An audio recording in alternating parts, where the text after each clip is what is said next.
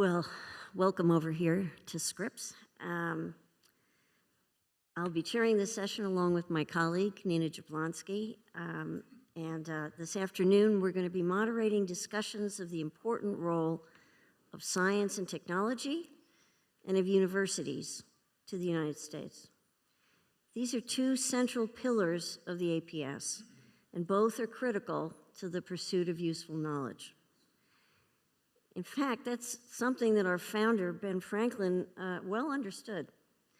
When Ben Franklin first put together his proposal for the APS, he proposed that members contribute dues. Yes, they were talking about dues a couple of hundred years ago. But why did he want dues? Ben Franklin wrote that for defraying the expense of such experiments as the society shall judge proper to cause to be made, every member should send a piece of 8 per annum to the treasurer at Philadelphia to be dispersed by order of the president to such persons and places where and by whom experiments are to be made. So early on, Ben Franklin supported the funding of scientific research. About 200 years later, Vannevar Bush, then science advisor to FDR, wrote Science, the Endless Frontier. Bush was a member of the APS, and the Endless Frontier was a policy document describing a compact between the federal government and universities that led to the creation of the NSF, a reorganized NIH, and as a result of his work, the funding of scientific research became primarily through universities rather than through government laboratories. Neither Franklin nor Bush proposed support for science as a handout. It's instead fundamental. Basic scientific research drives innovation. And as this year's Nobel in Economics describes, it's new research that promotes economic growth. I actually asked ChatGPT how good this investment in scientific research by the federal government has been. Bringing together various estimates and reports, since Sputnik, it appears that every $1 of federal research investment has plausibly returned $9 to $13 to the US economy. Not a bad return on investment. So the pursuit of new knowledge provides an economic driver for this country. It's something Ben Franklin understood well. The pursuit of new useful knowledge in science has been a fundamental underpinning of this country, and it is a central part of what the APS stands for. With that perspective, and with concern for our future, let me introduce our first panelists, Robert Conn and Peter Schultz. Robert Conn is the Walter Zable Professor and Dean Emeritus of the Irwin and Joan Jacobs School of Engineering at UCSD and President and CEO Emeritus of the Kavli Foundation. A leader in scientific research and philanthropy, Dr. Conn participated in some of the earliest studies of fusion energy as a potential source of electricity.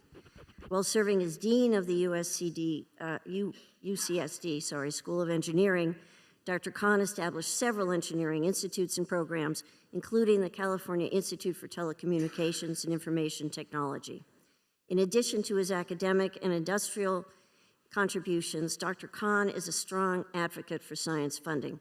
He joined the Kavli Foundation in 2009 and currently serves as board chair of the Science Philanthropy Alliance, which seeks to increase philanthropic giving towards scientific research.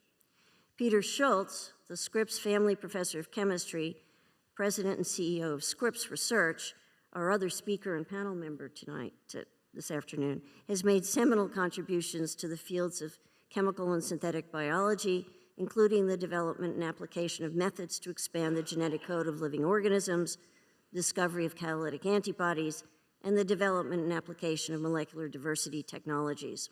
Over his career, Dr. Schultz has founded 9 companies seeking new technologies to address challenges in engineering, in energy, materials, and human health. In 2012, he established Caliber, a nonprofit biomedical research institute designed as a new model to accelerate the discovery of innovative medicines. Among his many awards, he's received the ACS Arthur C. Cope Award, the Wolf Prize in Chemistry, and most recently, the Robert Welch Award. Dr. Conn will speak first, followed by Dr. Schultz. So it's a switch from your program. And after their talks, we'll sit back down and have a conversation. Dr. Conn's talk is entitled Responding to New Realities for U.S. Universities in Science. Bob?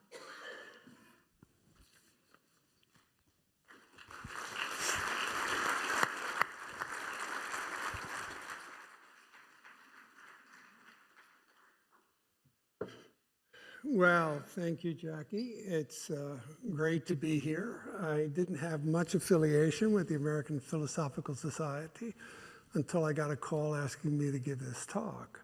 And I'm delighted to do it. 1743 is a long time ago. I'm also delighted to see some people whom I know, like David Gross. Good to see you again, Alan Garber. But most people whom I don't know, and so I hope you find this interesting. If you wanted to live in interesting times, these are the times.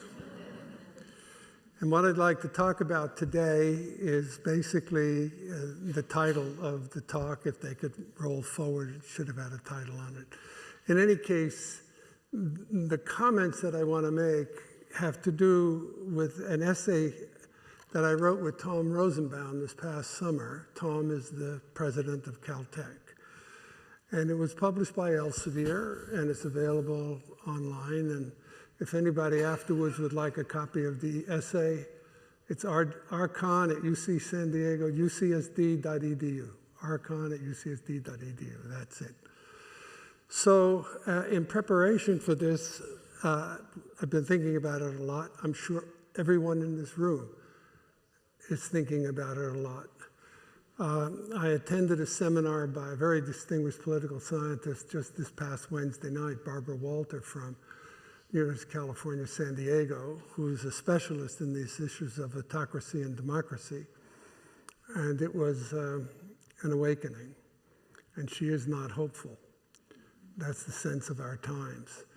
The title of her talk was Warnings from the Edge of Democracy, Signs of Warning from the Edge of Democracy, which is a sense that you're at the edge and democracy's there and it's likely to fall off sometime soon. So it's a real worry. If I could move these forward. Is this a clicker? I don't know how to move the slides. There you go. Yep, just the green button. Thank you very much. So let me start by framing the conversation with how I would see it. And this should shock you. It should shock you that this list of countries in the United States are on the same slide. But the things that are happening in the United States right now are very similar to what happens at the beginnings of almost all autocracies. You saw it in Nazi Germany. You had centralized control of the university. The governments told the universities how they should behave. You control the intellectuals. And you have a bogeyman. Unfortunately, it was the Jewish people who were the bogeyman of the Nazi Germany. Today, for us, it's immigrants.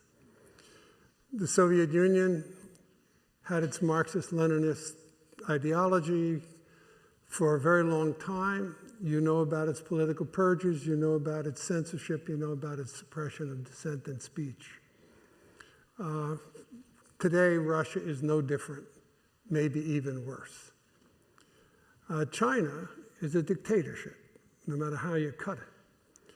And particularly, they had trouble with Mao back in the mid-60s, early 70s with the Cultural Revolution. Universities were closed, intellectuals were sent to the countryside for rethinking. They took the little red book with them. But it's not different today, very much. As I said, I was president of the Kavli Foundation, and we had two endowed institutes in China. One at the University of Peking, which is their oldest and perhaps most distinguished University, the other at Tsinghua, the MIT of China. On the same day, in February of 2014, Xi fired the presidents of both universities. As far as I could tell, they had done nothing. But he was a year and a half into power. Control of the universities was crucial, and he was going to send a signal to everybody running a university in China. I'm in charge. Don't get out of line. Control the students. Make sure you don't have protests. The president of the University of Peking, by the way, was a friend of mine. He visited the Kavli Institute for Theoretical Physics at Santa Barbara, and I got to know him well.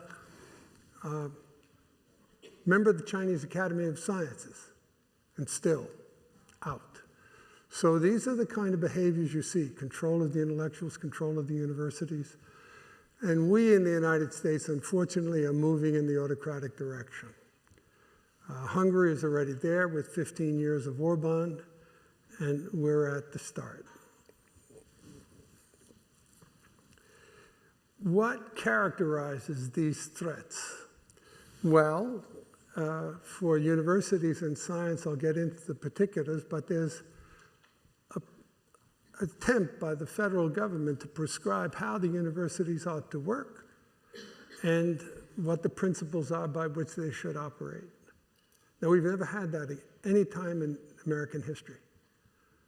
This is a move towards autocracy.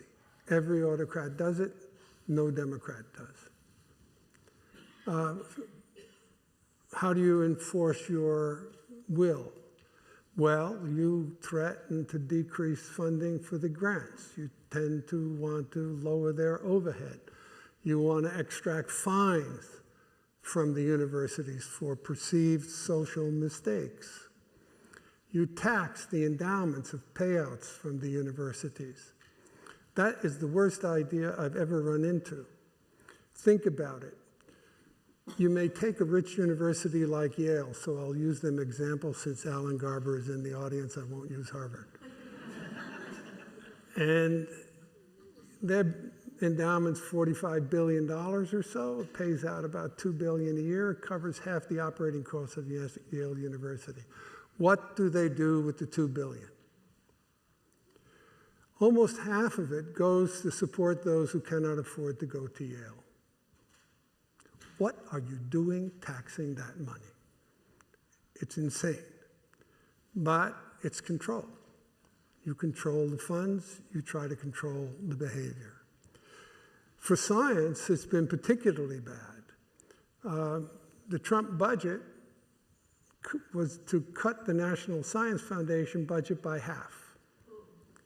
By half, from $9 billion to $4.5 billion. Unheard of. And the assumption was that $4.5 billion was waste, fraud, and abuse. You believe that? I got a bridge in Brooklyn to sell you. So, National Institutes of Health, the cut was to be 30%. These are draconian cuts. Now, Congress knew better, and the cuts will not be anything close to that, but there will be cuts.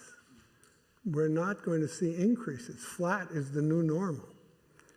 So cutting the budgets of the science agencies is one way to get additional control over the universities. And finally, not too long ago, there was this proposal for a 10-point offer to the universities. Agreed to government rules and oversight, and we'll give you preferential funding. It's a Faustian bargain. They're bribing you. Those are not the behaviors of a democratic government. Those are the behavior of a government heading towards autocracy. So this is the framing. I've said from a congressman that the Congress held at UCLA by the entire University of California system about the fusion of research back in March. I opened by saying this is revolution. It is not evolution. We are not evolving in a simple, continuous way from our past. For those mathematicians here, this is a discontinuity. And that's what I mean by we've never seen it before. The post-World War II order that the United States led and that has served us so well for 80 years is being disassembled. Science and universities are under attack, and the funding is the weapon. Cut the funding, tax, and drive behavioral change. These are the hallmarks of an autocratic government, and we're heading in that direction. That's the foundational message.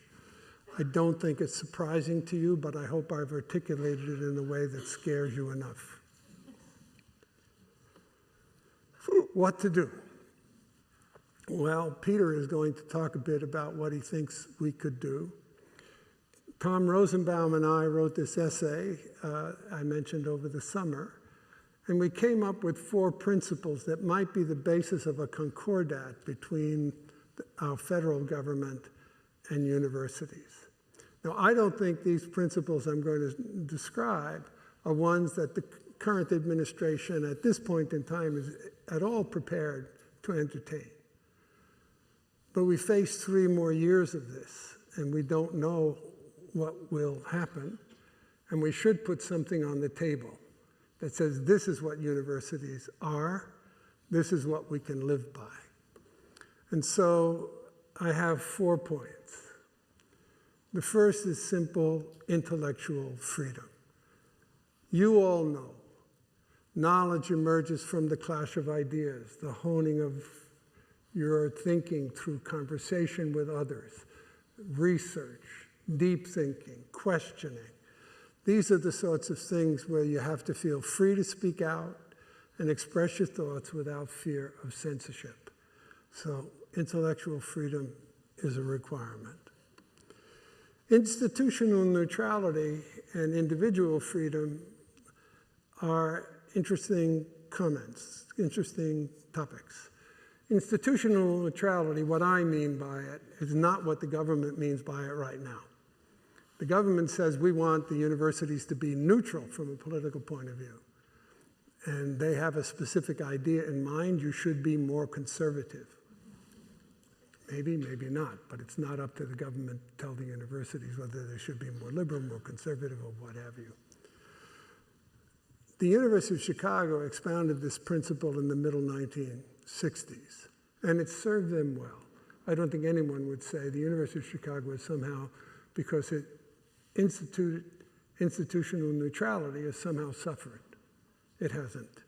And so what is it? It amounts to the university as an institution won't take a collective position on public ideas that don't bear directly on the core university mission of research and education.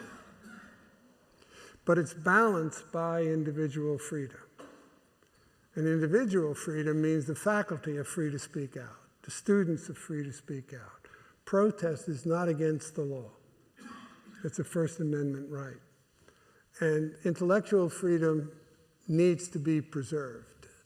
So individual freedom is crucial, and it's somewhat different from intellectual freedom as I described it.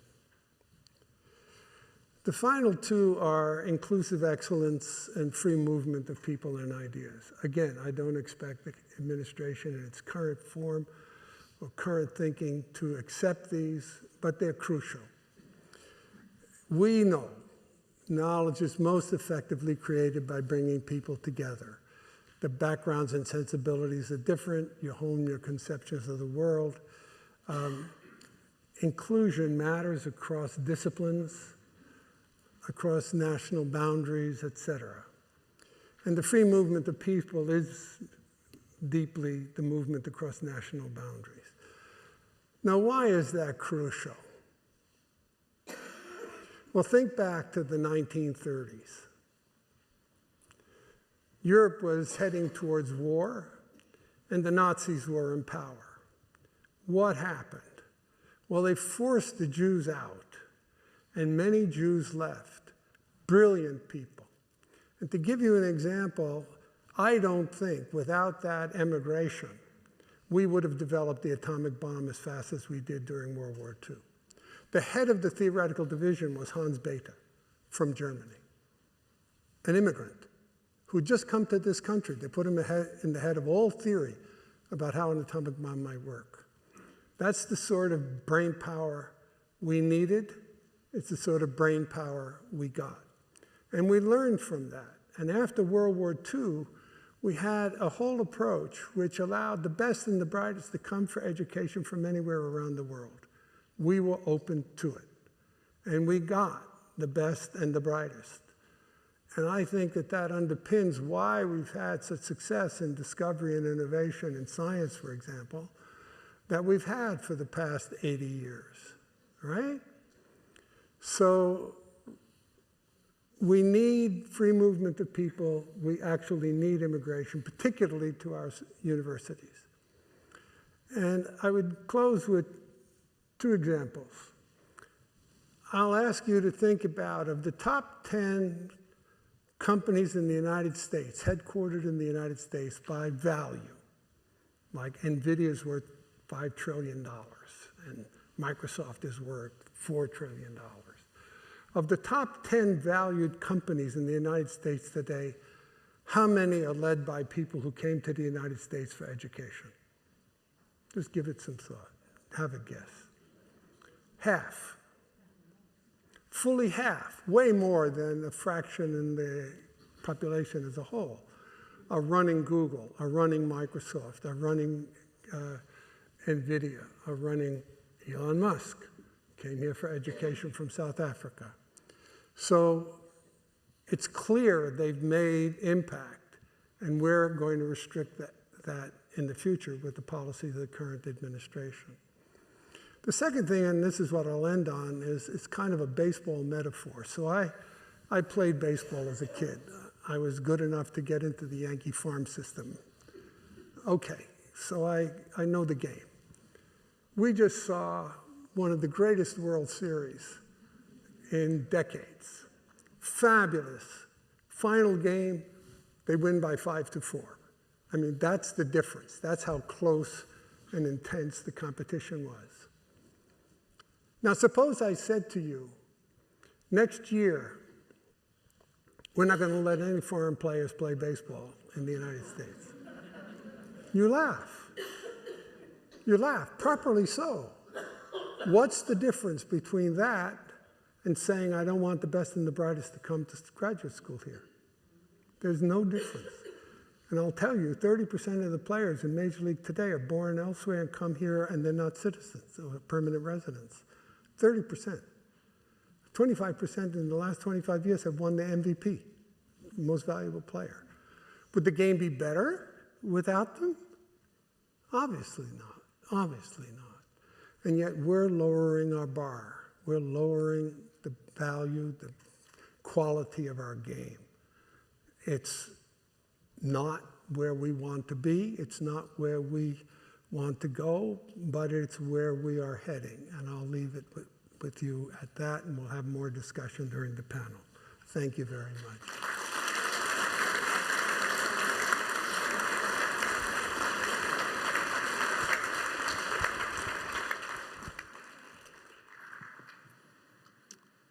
Thanks, Bob. Somebody recently said the current situation is like a football game that's gone really bad and you're losing and you walk out in the fourth quarter. And he said the only problem is we're in the first quarter. Anyway,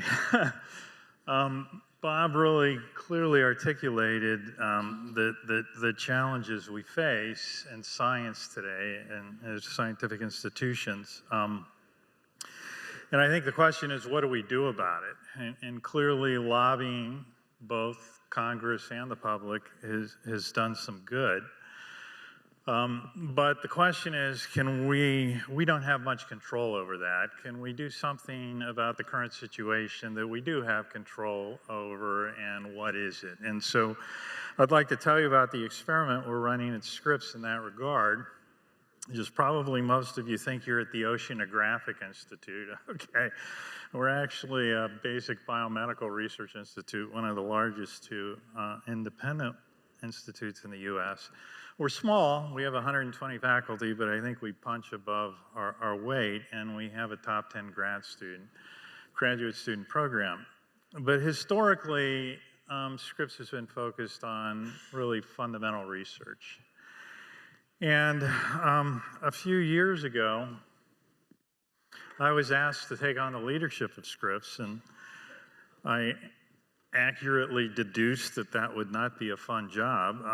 And the question is, why would you do it?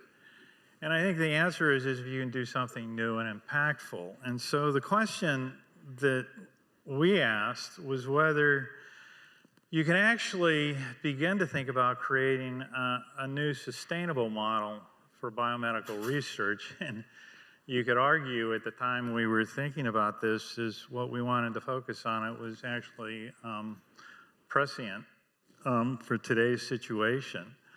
But we pursued that, and I'll give you a progress report on that experiment. Scripps is a good place to run experiments because unlike most universities, we have a very a board that's willing to take risks to do new things. As we think about new things, you always have to keep in mind that the core value of research institutes is the quality of its basic research. And we want to make sure that continues, and that, as Bob pointed out, is really threatened by the changes in federal funding. But moreover, it's been threatened for the past 30 years in terms of the focus on high-risk funding, high-risk reward research, transformative research. It's harder to get that funded nowadays, so we do need new mechanisms to make sure we do cutting-edge science. At the same time, what we'd like to do is accelerate the impact of that science on new medicines and human health. And we want to do that because we want to accelerate the development of new medicines for unmet needs. But moreover, the taxpayers are the people investing in the science, so we want to give back to the taxpayers, and I think new medicines are something they understand is valuable and the impact of science. And finally, in doing that, can we actually create what I'll call a new business model for nonprofit research institutes that's sustainable? Because as you make new medicines, the value of the medicines goes up as you get into the clinic and you show they work in people. And so if you partner those, all of a sudden you have a mechanism for creating new revenues that you can reinvest in the research enterprise. So every time success begets success, and as you're more successful, you have more resources to invest in the scientific enterprise. So the question is, can you actually create a flywheel-like model to fund basic research? And so we are focused on this idea. Can we do great science, but can we accelerate its transformation into new medicines? And although it's the golden age of biology, we know more about human health and disease than ever before. The development of new medicines has really lagged behind our knowledge of human biology. And the question is, why is that? And I would argue it's because discoveries are made in nonprofit academic institutions. They don't have the experience, the infrastructure, and the processes to turn those discoveries into medicines. So that's done in pharma and biotech, which have very different cultures, very different processes, and very different motivations. And those differences create a real barrier, an intrinsic barrier that slows and even stops the progression from a research discovery to enabling a new medicine. And how do you overcome that? It's called the Valley of Death, and the idea we had was, could you seamlessly go from a discovery in the laboratory all the way to the development of a new clinical candidate, all the way to testing that in human clinical trials and show it works, all under one roof.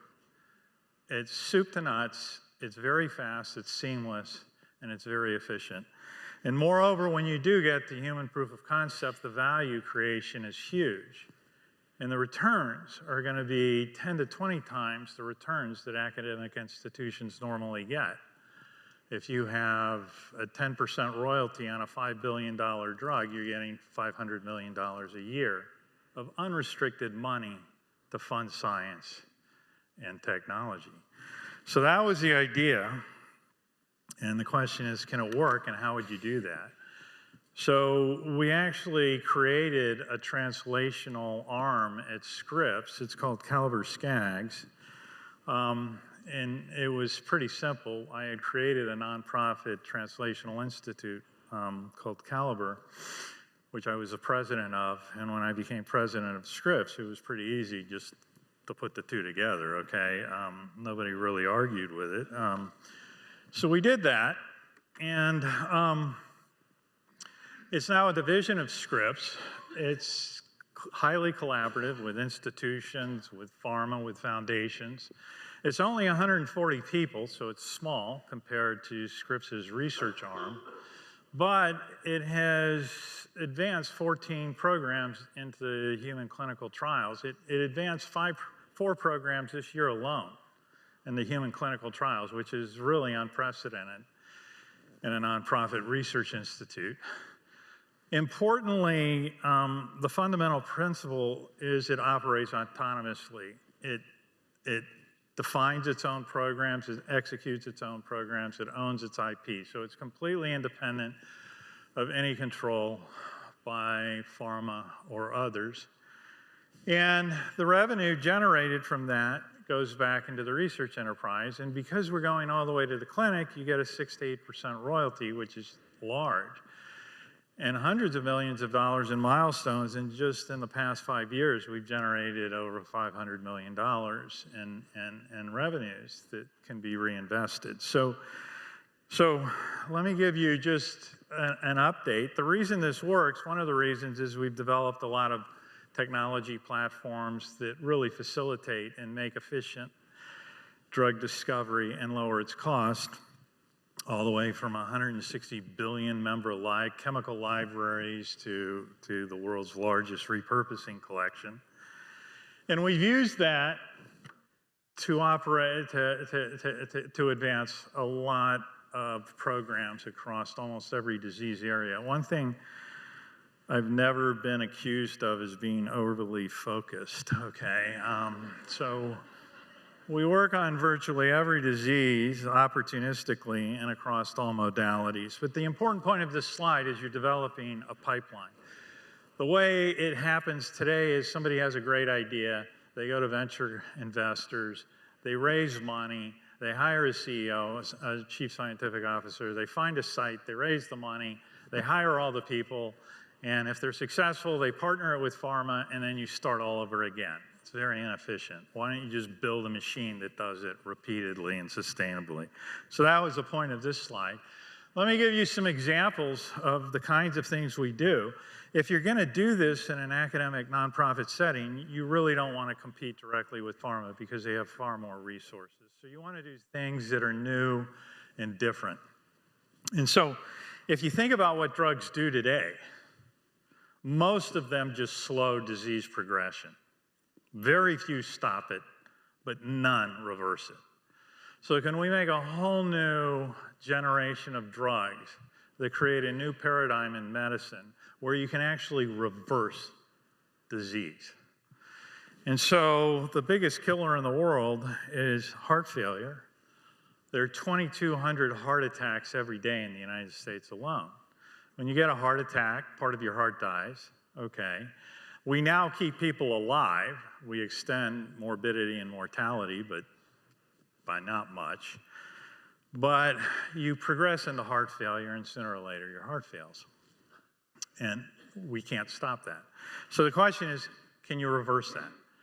So heart doesn't have stem cells, but there's a pathway involved in the development of the heart you can turn on, the YAP pathway, which we did with a small molecule. And when we give a pig a heart attack, okay, which is shown in the upper right, blue is normal heart, red and yellow are dead heart. You see that after 3 days, if you image the heart, you kill roughly a quarter of the heart. If you wait 30 days, you're in full heart failure. Most of the heart is dysfunctional. If you take that same pig, give it heart failure, wait 3 days, you see the middle panel on the lower slide, you have a lot of cardiomyocyte death. If you give one treatment of the drug to that pig and come back 30 days later, you have normal heart in every way, by imaging, by ejection fraction, by cardiac output. So you get complete reversal of the disease. And you can actually see that on this slide. If on the left side is a pig where you cut off the blood supply to the left ventricle, and you see the bottom left quadrant of the heart doesn't beat, it's dead. If you give one treatment of the drug and look at the heart, completely restored function, okay? And pigs are a great model for a human because you can transplant a pig heart into a human, okay? So we're gonna put this into people in about a year. And so it may actually stop heart failure. There's 8 million people in the United States with heart failure. But the other question is, I don't have heart failure, but if I take it, will I get a 40-year-old heart? That's what I'm really interested in, okay? We've done the same thing with lung disease. Respiratory disease is the third leading cause of death in the world. The lung does have stem cells, and you can actually find molecules that proliferate those stem cells and make more, and then they turn into more lung. So we've made a drug out of that you inhale once a week. It's right now in a clinical trial in Germany at the Fraunhofer Center. And in about 3 weeks, we'll go into IPF patients, fibrosis patients. We have yet to see an animal model of disease that we don't make new lung and reverse the disease. So I think you can do the same thing for lung. We're working on eye with RPEs, and we're working on gut to repair the mucosal barrier. Cancer, one of the most exciting advances in cancer is CAR T therapy. Here's where you take T cells that normally attack infected cells and re-engineer them to target cancer cells. It's almost been curative in blood cancers. It's really remarkable. But it hasn't had an impact on solid tumors because it's a living drug. You're putting T cells, live T cells, back into a patient, and you can't control them. If I have a headache, I take 3 Advil. If it doesn't work, I take 4. I rarely go to 5. But you can't do that with a living cell therapy. So we've invented a way to break that cell therapy into 2 pieces with an adapter molecule that you can then dose. And that works just as well as a normal CAR T cell, but we can control it, so the safety is far better. And now this is in human trials in breast cancer patients. Bladder cancer, it's a disease you get when you get older. The way you treat it is with BCG. It's basically you put mycobacteria into your bladder. It was the first immunotherapy. It doesn't work in about 40% of patients, and it's very painful. But the correlation of its efficacy is correlated with the release of a cytokine called type 1 interferon. And the best way to stimulate that is by activating what's called the STING pathway. So we've made molecules that activate the STING pathway. And we think we can give them intravesically once a month and actually replace all of BCG. And we think in combination with recent advances, this will be curative for that cancer. You know, the biggest advance in cancer therapy has been checkpoint therapy, okay? Actually overcoming the barrier that prevents the immune system from attacking cancer cells. And that's Keytruda. It's $50,000 a year and you need an infusion. So 85 to 90% of the world can't have access to it. Okay? It's the second leading cause of death in the world, and we're talking about health equality. Most of the world can't get checkpoint inhibitors. So in partnership with Gilead, we actually now have an oral checkpoint inhibitor. It's a pill you take once a day. It's cheap. You don't even need a biopsy, you just take it. And if you're the 40% of patients that have checkpoint, where you have PD-L1, it will actually treat the disease. So we think for the first time, we can begin to make the best cancer therapies available to the world. This is one I'm really interested in. Probably nobody here takes Botox. But it's used for cosmetics. It's amazing. It's a safe toxin. It's got two pieces, a heavy chain that targets it to the neuron, and a light chain. There's a very selective protease that cleaves a protein involved in transmitting neurotransmitters. But it's safe. And so we asked, could we re-engineer this? This Botox goes to sensory neurons, which are the pain-sensing neurons. And there's a protein in those neurons that if you have a human mutation in it, you don't feel pain. You can put a knife through your hand and not feel it. And so we're almost done with re-engineering the Botox protease to cleave that channel that's the pain sensor, okay? So now instead of getting a Botox injection to remove wrinkles, if you have back pain, Botox, okay? Joint pain, Botox. Burn, Botox. Surgery, you don't need anesthesia, Botox, okay? And it's non-addictive, and you keep your peripheral pain sensing so you won't burn your hand on the stove. So we're really excited about this as a way to change. We're also working on diseases of the developing world. There's no financial return in that. I'm kind of hopeful that there's a St. Peter and it'll give me a story to tell, okay? But so the biggest killer infectious disease is TB, kills 1 million people a year. 1/4 of the world is infected with TB. The drugs are terrible. It takes 9 months to sterilize the disease. If you're taking drugs for 9 months and they're terrible drugs, what do? You quit taking them, you get resistance. So the big goal of the Gates Foundation, with whom we're working, is to shorten that to 2 months. So we now actually have found a drug that by itself doesn't have much activity, but in combination with a standard of care for TB, looks like it could shorten it to 2 months, which would be really transformative in the treatment of TB. And Gates hopes to get this through approval in 3 years, which would be incredible. How about preventing disease? MMD did a survey of physicians in sub-Saharan Africa. Which would you rather give a patient, a vaccine, a once-a-day pill, or a sub-Q injection that lasts 3 months? And they said the sub-Q injection every time, because with the vaccine, you got to get the boost. You don't know if people are going to take the pills. Just give them an injection at the beginning of malaria season with a drug. It's not a vaccine, it's a drug that stays around for 4 months. They can't get malaria. So we think we've made that with the Gates Foundation, and that's actually right now being tested in Africa. And we've done the same thing with HIV. It's been 50 years since HIV came into the United States. We still don't have a vaccine, and nowadays it's even harder. But Gilead made a drug, lenacapavir, that's long-acting. It's a sub-Q injection with an auto-injector. You get it, and you cannot be infected with HIV for 6 months. 100% reliability. So that's in the clinic now. It's effectively a chemical vaccine for the first time. But it needs a partner, because if you don't have 2 drugs, viruses get resistant. So we've been lucky enough to make the partner drug for that Gilead drug, and we've partnered that with Gilead, and now it's actually in human trials as well. So that's kind of the tip of the iceberg. I think my point is we started this a number of years back, but I think it's even more important now, is it really is.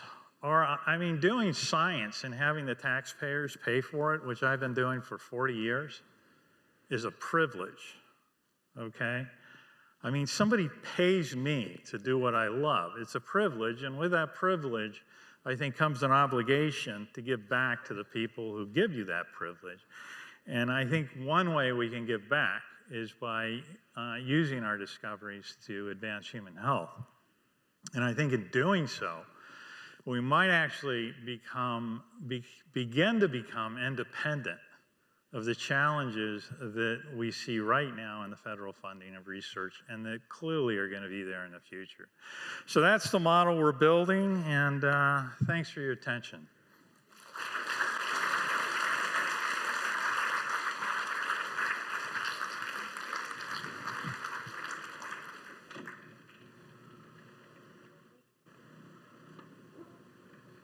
Thank you both, Peter and Bob, for your points of view and comments on this. Let me take the chairman's prerogative and ask the first question. Sit back over here with you guys. Yeah. I will wait. Thank you.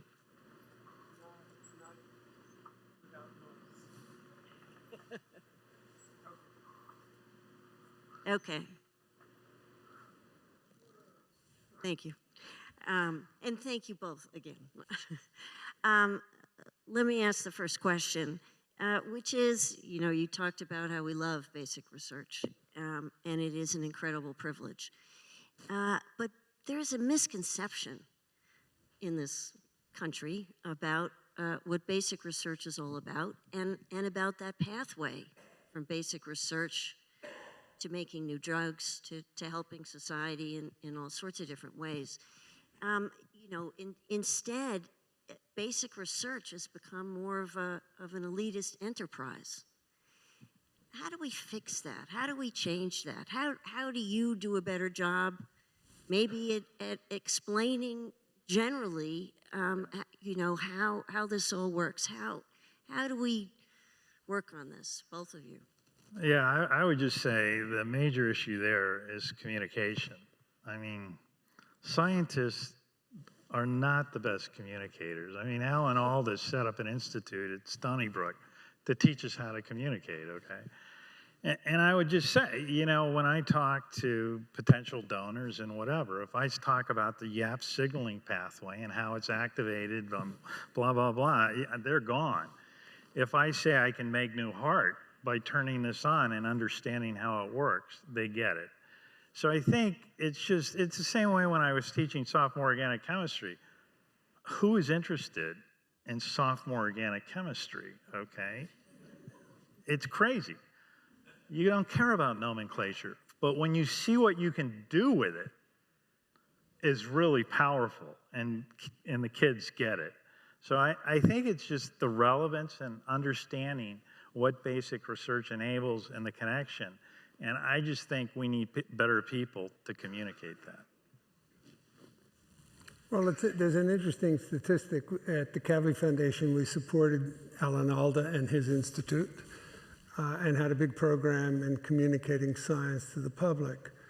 One of the things that surprised me was that more parents take their children to museums, science museums, than take them to ball games. You can see the baseball here. So people go, they're very interested. It's stories that matter. And basic science versus applied science is not something that you can easily distinguish. I'll give you my definitions. Basic science is where you're just trying to understand how the world works and why it works the way it does. And what's the use of that? Well, that was asked by Flexner back when he founded the Institute for Advanced Study at Princeton in the 30s. What's the use of useless knowledge? Just think about CRISPR today. Just tell the story of genetic engineering and genetic modifications based on a very fundamental science discovery just 10 years ago. Just 10 years ago, 2012, 13 years ago. They won the Kavli Prize in 2018, they won the Nobel Prize in 2020. That's how revolutionary CRISPR has been. Tell the story of the impact of these basic discoveries. And I have to say, as a physical scientist, it's not just medicine. Think about the underpinning of our economy. The underpinning of our economy does not come from health. Our economy runs on things that have come out of the physical sciences and mathematics and so on. The two revolutions that occurred simultaneously in the 1990s, the internet and wireless communications, are both technologies, engineering, computer science, electrical engineering, and so on. Today, it's artificial intelligence. Where are the origins of artificial intelligence? Well, I'll tell you. One of the origins is neural networks and how they actually work properly. And that goes back to John Hopfeld at Caltech in the early 1980s. That's how far back the basics go. And then Geoffrey Hinton with how you do large language models at the University of Toronto in 2012 to 2015. Those are basic research that is changing the world within a decade of their discovery. So a story like that is understandable. It's also frightening. Frightening because the people who you're trying to get interested in basic science are now worried that artificial intelligence is going to take their jobs. And it may, in fact, eat out the white-collar class in the way that the earlier revolution took over and did away with the Rust Belt, kind of all the jobs that some of the people in the MAGA movement now say the past is better than the future. So we've got to address stories, and to the degree that the stories can give good, positive outcomes, which I'll admit are often in the medical area, that examples of what carry the day. You can't explain the science, but you can explain the impact. But the other piece of that is you can't tell the story before it happens. You know what? You can't tell the story before it happens. Well, this is why I said basic research and take the story of CRISPR. Pick something in basic research, and people look up at the sky. We have been astonished by the universe from the time of the Greeks and maybe earlier, right? We're also frightened by the sky. Stars go by, comets go by. How do you explain all of this? All the fantasies about Three-Eye Atlas going through our atmosphere right now is a good example of the craziness that can occur. But look at LIGO, human curiosity. LIGO is the laser interferometer for gravitational wave measurements. Einstein predicted with no utility 100 years ago, 100th anniversary 2016, that gravity was not, in fact, Newton's law, but it was the bending of space-time. That space-time is, in fact, coupled, and mass changes the nature of space-time. It took 100 years to really confirm in a giant way some of the predictions, such as black holes. Now, I doubt anybody in this room has not heard about a black hole. And you've got to be curious about it. What is it? And yet it's useless science. But general relativity is not useless. It has great applicability. And yet we did it because we're human. And we are a curious species. And we have the capability of thinking these problems through. And so that's a little more sophisticated explanation than might be absorbable. But this audience surely absorbs it, right? But there's still, I think there's still problems in the way we communicate. So the indirect cost rate. We deal with indirect cost rates all the time, right? And people don't understand it. Congress doesn't understand it. Nobody understands it, so they use you against it. What's the fully loaded cost of doing research with somebody in our labs? It's $180,000. If you compare that to any industry in the life sciences, it's half or a third. So if we speak their language, they understand it. And as soon as you say that, people get it, okay? And the other thing is just making simple analogies, okay? Nobody invests to build the leading football team in the NFL and then stops funding it. Once you have something that's the best, nobody in their right mind stops investing in the best. And that's something I think everybody can understand, okay? Best football team, best company, best whatever. You continue to invest in it. Why are you not investing in something so important that we're the best at? Doesn't make sense. So I think we need to know our audience too, okay? And I think that's important. I'm with you. I'm happy to take questions.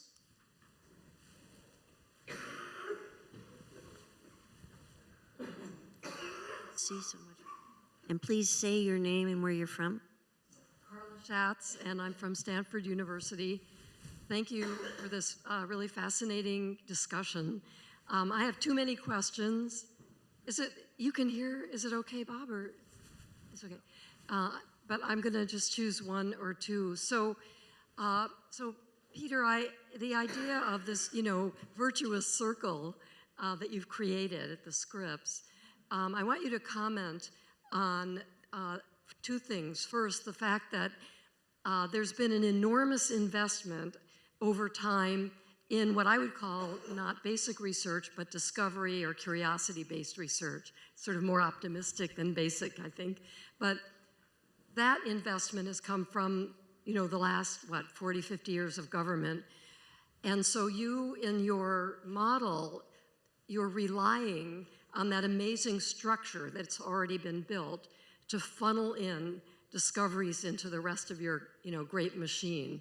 So that's one question, is how do you imagine the US research or biomedical research enterprise could shift to your model totally? And the second question is kind of related. So I haven't heard either of you talk about the necessity for failure. So these models don't work if they're all successful, because then you really don't get the CRISPRs or the GLP-1s or whatever. So I want to hear about the notion of how you factor in failure in your models. Yeah, so I think you're right. Basic research underpins everything that's done in developing new medicines, okay? But the point is they're mutually interdependent. So we need the basic research to make the discoveries we're making, but the whole point of what we're doing is the discoveries we're making are going to create value that we can put back into the research enterprise. That doesn't mean that it will replace the NIH funding. We need the federal funding, but we also need more sources of funding that are diversified and that are unrestricted, that overcome some of the challenges. So the two very much depend on each other, and I think I agree with you that basic research is the fundamental core of all of this. Dealing with failures, if I talked about failures, we'd be here till tomorrow morning, okay? We have lots of failures, but we have lots of failures in science, okay? And I think what we just need is the ability to continue on, okay? And again, science is unfortunately very dependent on resources. So if we fail, we just need a source of more resources to continue. And if you fail on something that could work, like CRISPR, and you fail, you will not get another government grant to keep going, okay?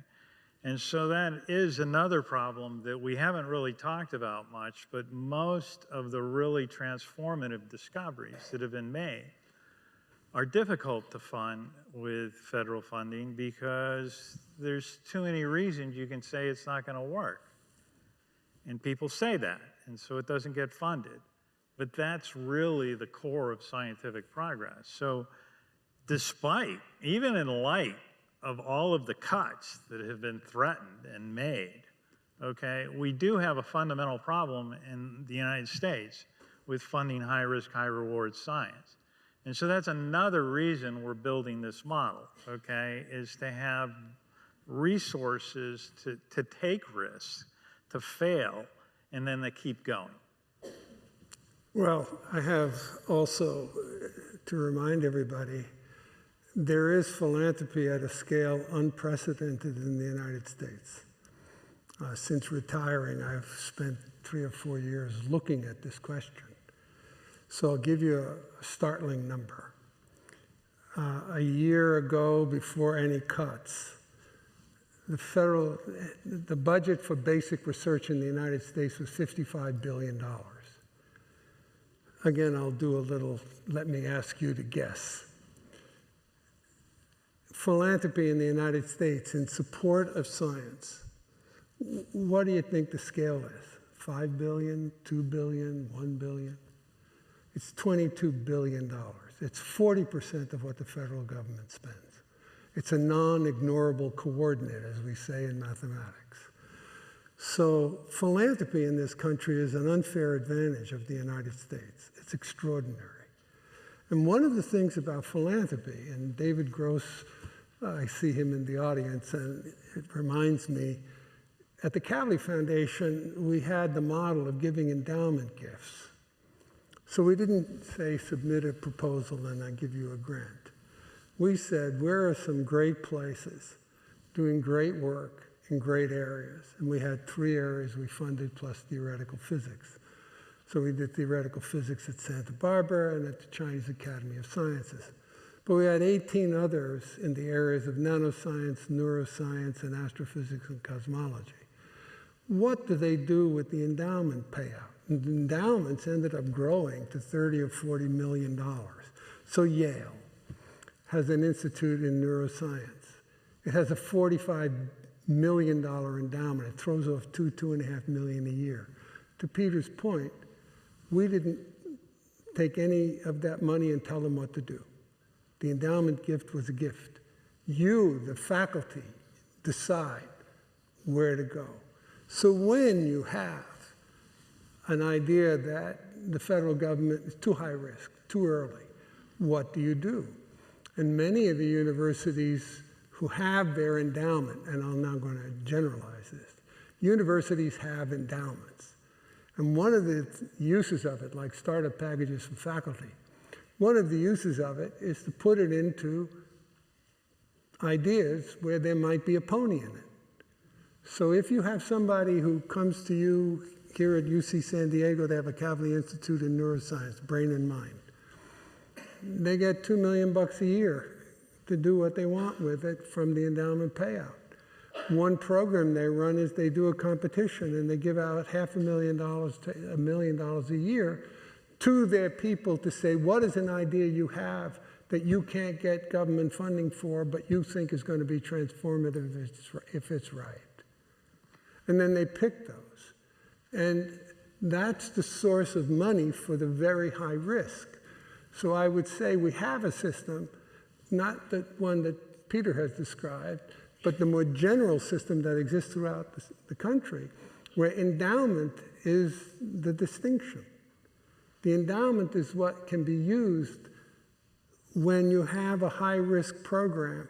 The university can invest in itself, and they do. So philanthropy at this scale in the United States is a very important variable in how the system works. I would just add to that, I agree with you 100%, but I think we have a communication problem there too. Because philanthropists, Bill Gates made his money with Microsoft, but he wants to save children's lives in the developing world. He had no clue how to do that. So he's like, Pete, I wasted $30 billion learning how to do it because he didn't understand from us the best way to do it. So I think even though people want to use their generosity to support science in an incredible way, they don't always know how to do it, and we don't give them a roadmap to do it. And not many people will spend $30 billion, fail, and spend another $180 billion to succeed. So every time there's a failure, it undermines that opportunity. So I do think we really need to better understand how to communicate our needs and how people who want to help. Well, that never hurts. But it's always important to take your future in your own hands to the best degree you can, and you're saying that. I have a business model that's going to self-fund research, and I may not need the federal government. That's not going to work at universities. It's not going to work at many places. It'll work at your place. So the question is, as a system, how do we in fact take risk? And I think my point about philanthropy is that it adds risk at the edge of discovery at a scale that affects the entire system, not one institution or two institutions, but the entire system. And I'll say about Bill Gates investing $30 million to learn, that's on a base of $2 billion, $30 billion to 40, 50 billion in the foundation, of which he has $2 billion a year to spend. It's 1.5% of what he spends to learn. We spend 20% in every company on R&D to understand the future, and many of the discoveries are indeed failures. If you don't take risk, failure is part of risk.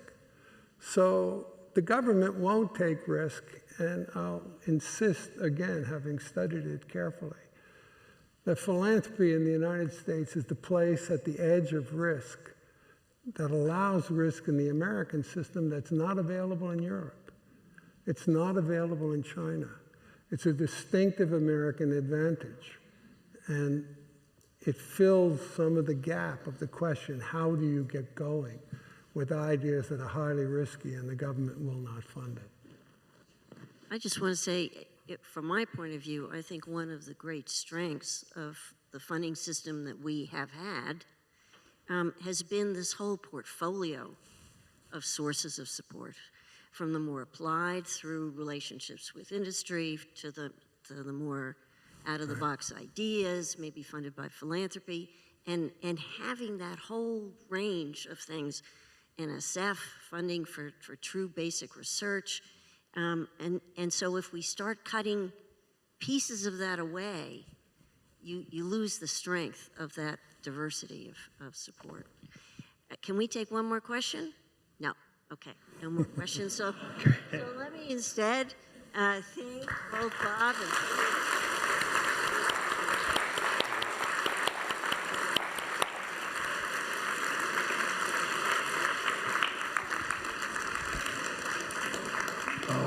And let me now turn this over to my colleague, Nina Jablonski, for our second panel.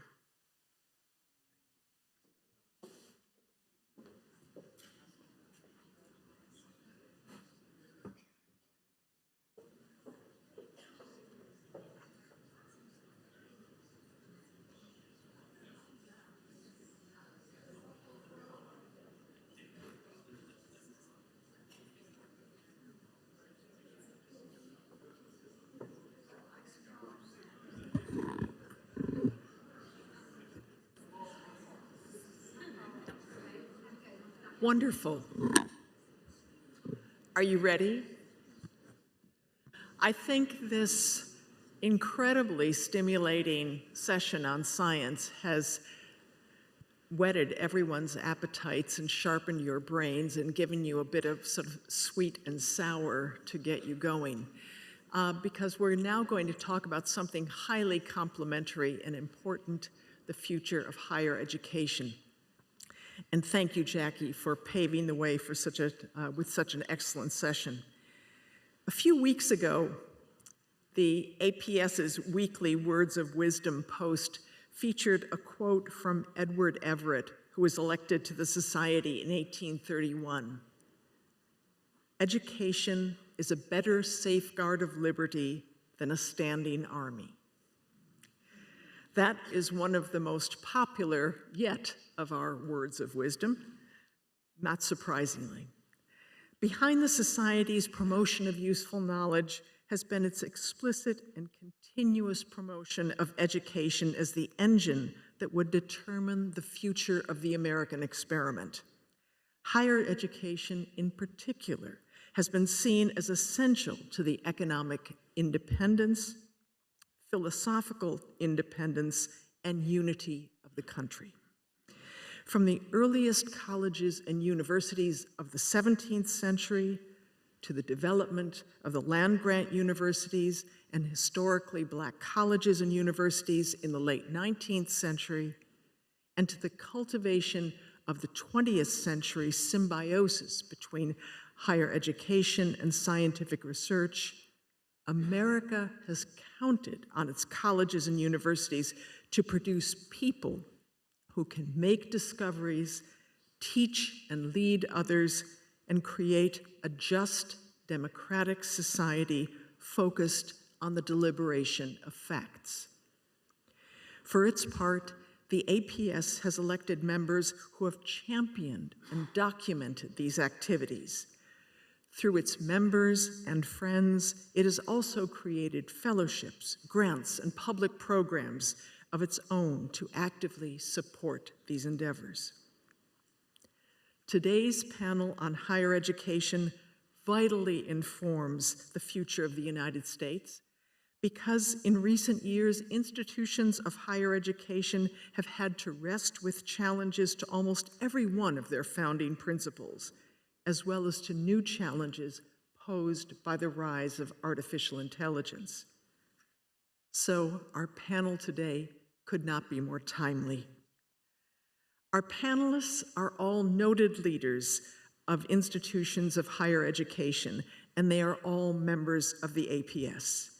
Each of our speakers will have several minutes to speak independently before we convene as a group for a discussion. Our first speaker is Dr. Alan Garber, 31st President of Harvard University. Dr. Garber was appointed President of Harvard in 2024, following a short term as interim president and having previously served as Provost and Chief Academic Officer. He is the Mallinckrodt Professor of Healthcare Policy at Harvard Medical School. In his time as president, Dr. Garber has been at the forefront of Harvard's disputes with the federal government regarding university programming and funding. He has been a firm advocate for academic freedom and has the importance of independence among universities. Following Dr. Garber is Michael Crow, 16th President of Arizona State University, a role he has served since 2002. During his tenure, President Crow has grown ASU into one of the world's best public research universities, lauded as the #1 most innovative schools in America for 11 years by US News and World Report. ASU has established over 30 transdisciplinary schools, including the first school, American School of Sustainability. President Crow is an advocate for the science and technology forward policies among universities and reconsidering what American universities can and should look like. Our third panelist is Gabrielle Starr, the 10th president of Pomona College, a role she has held since 2017. She is also the McConnell Professor of Human Relations, in addition to Professor of English and Neuroscience. Dr. Starr is an advocate for access to higher education, strengthening Pomona's admissions through community college to four-year pipeline that ensures students from all incomes and backgrounds can attend college.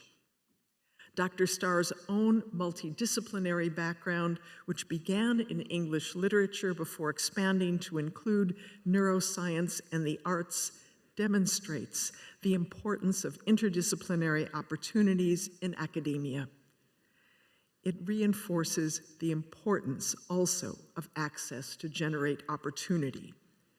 Please join me now in welcoming our panelists and welcoming our first speaker, Alan Garber, to the stage.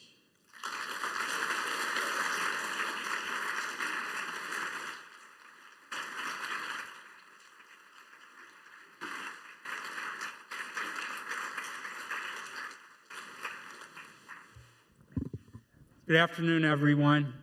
That was a tough pair of speakers to follow, and let me just say that I think Pete and Bob have such a clear view of what the issues are. A lot of what I say is really going to just add to what they had to say. I'm going to speak briefly now, but I just want to say that many of you know Bob. well, I presume, and I've never met anybody who is more astute about the issues of how to invest wisely in science and how to make sure that we have impact. So I hope you all take what he said very seriously, what both he and Pete said. And actually everything they said touches on exactly how we're thinking about the challenges, particularly research universities face going forward. I want to use my time effectively, and I think what I will speak about right now is what I learned. This is sort of like what I learned on my trips to Washington. And as you heard, I started as president last year. I was actually informed on New Year's Day, 2024, that I was going to start as president the next day. And that was interim, and later they removed the interim title. And I like to say, or I did say it's a huge honor, but in fact, I also knew nobody else wanted to do the job. So, and they showed good judgment in many ways, but they were also wrong in many ways, because this has been a crucial time for our universities. And I really believe that the crises that we have faced in the recent months give us the opportunity to rethink some fairly important issues and to re-examine ourselves. So as I said, I started January 2nd. I think my first trip to Capitol Hill as president was that month. I've made 11 trips to Capitol Hill since then.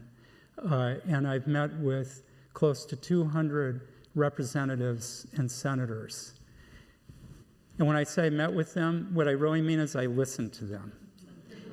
Just like when I meet with our alumni, I listen to them, and our students, and our faculty. And the messages, I think, are really important to understand. As you might imagine, especially if you look at Bob's description of how we got here and his concerns about authoritarianism, this is not just about, we shouldn't only ask, are these attacks on universities justified? What we should ask is, why was it attractive to attack these universities? And why use a tool like cutting research funding as a way to punish us for claims, for example, that we did not pay adequate attention to anti-Semitism, or that we were ostensibly violating the law when it came to college admissions or how we hire people? Why did these kinds of attacks work? And I want to add, I think Pete had mentioned about the great bargain that it is to hire people to work on research in our universities. Well, Vannevar Bush was very forward-looking at the time that not only did he write The Endless Frontier, he was thinking about the design of the government-funded research enterprise. And the American enterprise was deliberately designed by Bush with the assistance, by the way, of then Harvard President Conn. But they looked at the European nations and how they funded research, and by and large, it was independent research institutes. Bush's argument was that if we partner with universities, we can take advantage of the facilities, the talent that's there, and have basically a symbiotic relationship, not to mention the value of involving students in the research enterprise that was not always a prominent feature in European research institutes. It was a brilliant model, and we were the envy of the world, I dare say, as NSF and NIH were created and grew and grew. And they may have had their problems, and by the way, don't get me started on indirect costs, but we probably do bear a fair bit of blame for not being able to tell the story very clearly of what they were paying for. And that's why it was so easy to misrepresent what the universities do with these funds. And I think everybody in this room knows this, but I hope that you will repeat it to the people you come across. Yes, all of us, most of my career, I've been funded by NIH, and most of us, I believe, would be willing to do that work, that research work that's funded for free. But it can't be done for free. And actually, the money that the federal government gives us is not a gift, but it's a payment for services and products that we deliver. Just as if the Department of Defense buys Humvees or tanks or whatever, they pay for that. The NIH, the NSF, the DoD, et cetera, they pay for universities to conduct research, and we have a series of deliverables that we bring to the table and that we're actually obliged to perform on in order to get that funding. It is amazing to me that what is known so widely within academia can be repeatedly misrepresented in the public, and we're in a better place now. But I want to get back to what I heard, and it included claims that the indirect costs are basically slush funds for universities. And incidentally, one fact I give is that for Harvard's research, 40% of it is funded by our own internal funds. 40%. And it happens in my distant past. As a junior faculty member, I did a study of indirect costs at the behest of the VA. And so I got to understand that better. But basically, universities, even if they get full indirect costs with NIH grants, they lose money. And that's why philanthropy, or in the case of academic medical centers, margins on patient care, are almost always needed to be able to conduct research. Even with generous government funding, and I really don't mean that in any sarcastic way, the government funding is generous, but it's not sufficient by itself. What I heard, though, repeatedly from both Democrats and Republicans was disappointment. And this is particularly true in 2024, disappointment with universities not living up to what they represented, and certainly not their aspirations. It started out being about anti-Semitism. And incidentally, I'm telling you about what I heard that was about Harvard. I would say 90% of this was really meant as a condemnation of top research universities, particularly private research universities. And then it morphed into some other issues that bothered people, that we weren't consistent when it came to applying discipline. There were mentions of DEI, and there were a lot of complaints that we lacked viewpoint or ideological diversity. I quickly learned, after hearing this, that arguing about whether these claims were valid was not a winning strategy. Yes, I know it seems blindingly obvious, but in fact, it was not a successful strategy, in large part because there were usually elements of truth. And to quibble about whether they had the facts right, and very frequently the facts were wrong, was not going to persuade anybody that that we took these issues seriously. So we began at Harvard to try to address a number of the issues, recognizing what we saw as legitimate, not necessarily in the terms that our critics were putting forward.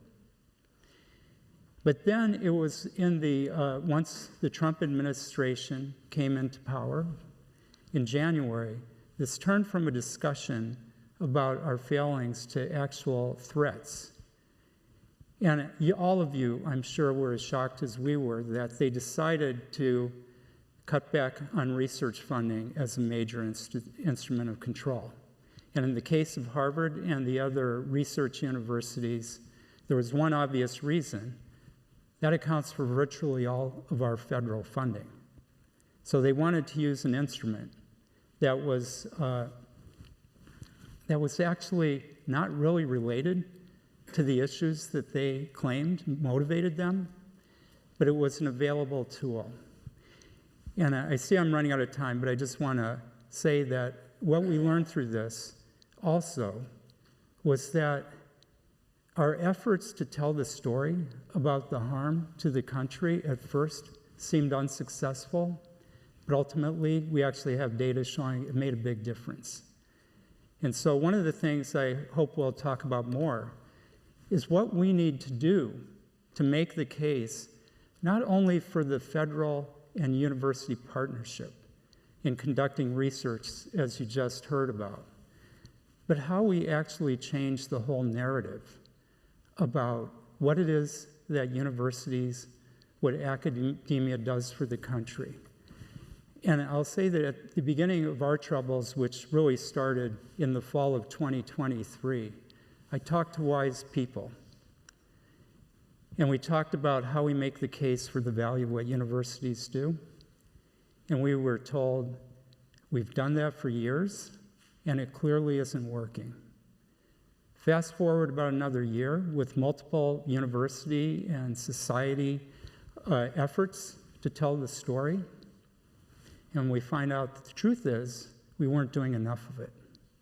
So I don't think any of us should be cynical that they, whoever they are so disappointed with universities that we won't succeed by telling the story.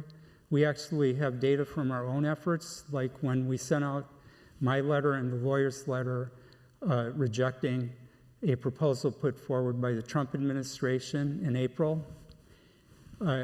We changed our website and told the story about science at Harvard.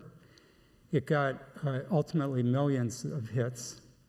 And we also have evidence that it was taken up by the press, and that's only the Harvard example. We can succeed. There's much more that I hope we'll discuss, but I do hope that when all of us leave here today, that we don't think everything is hopeless.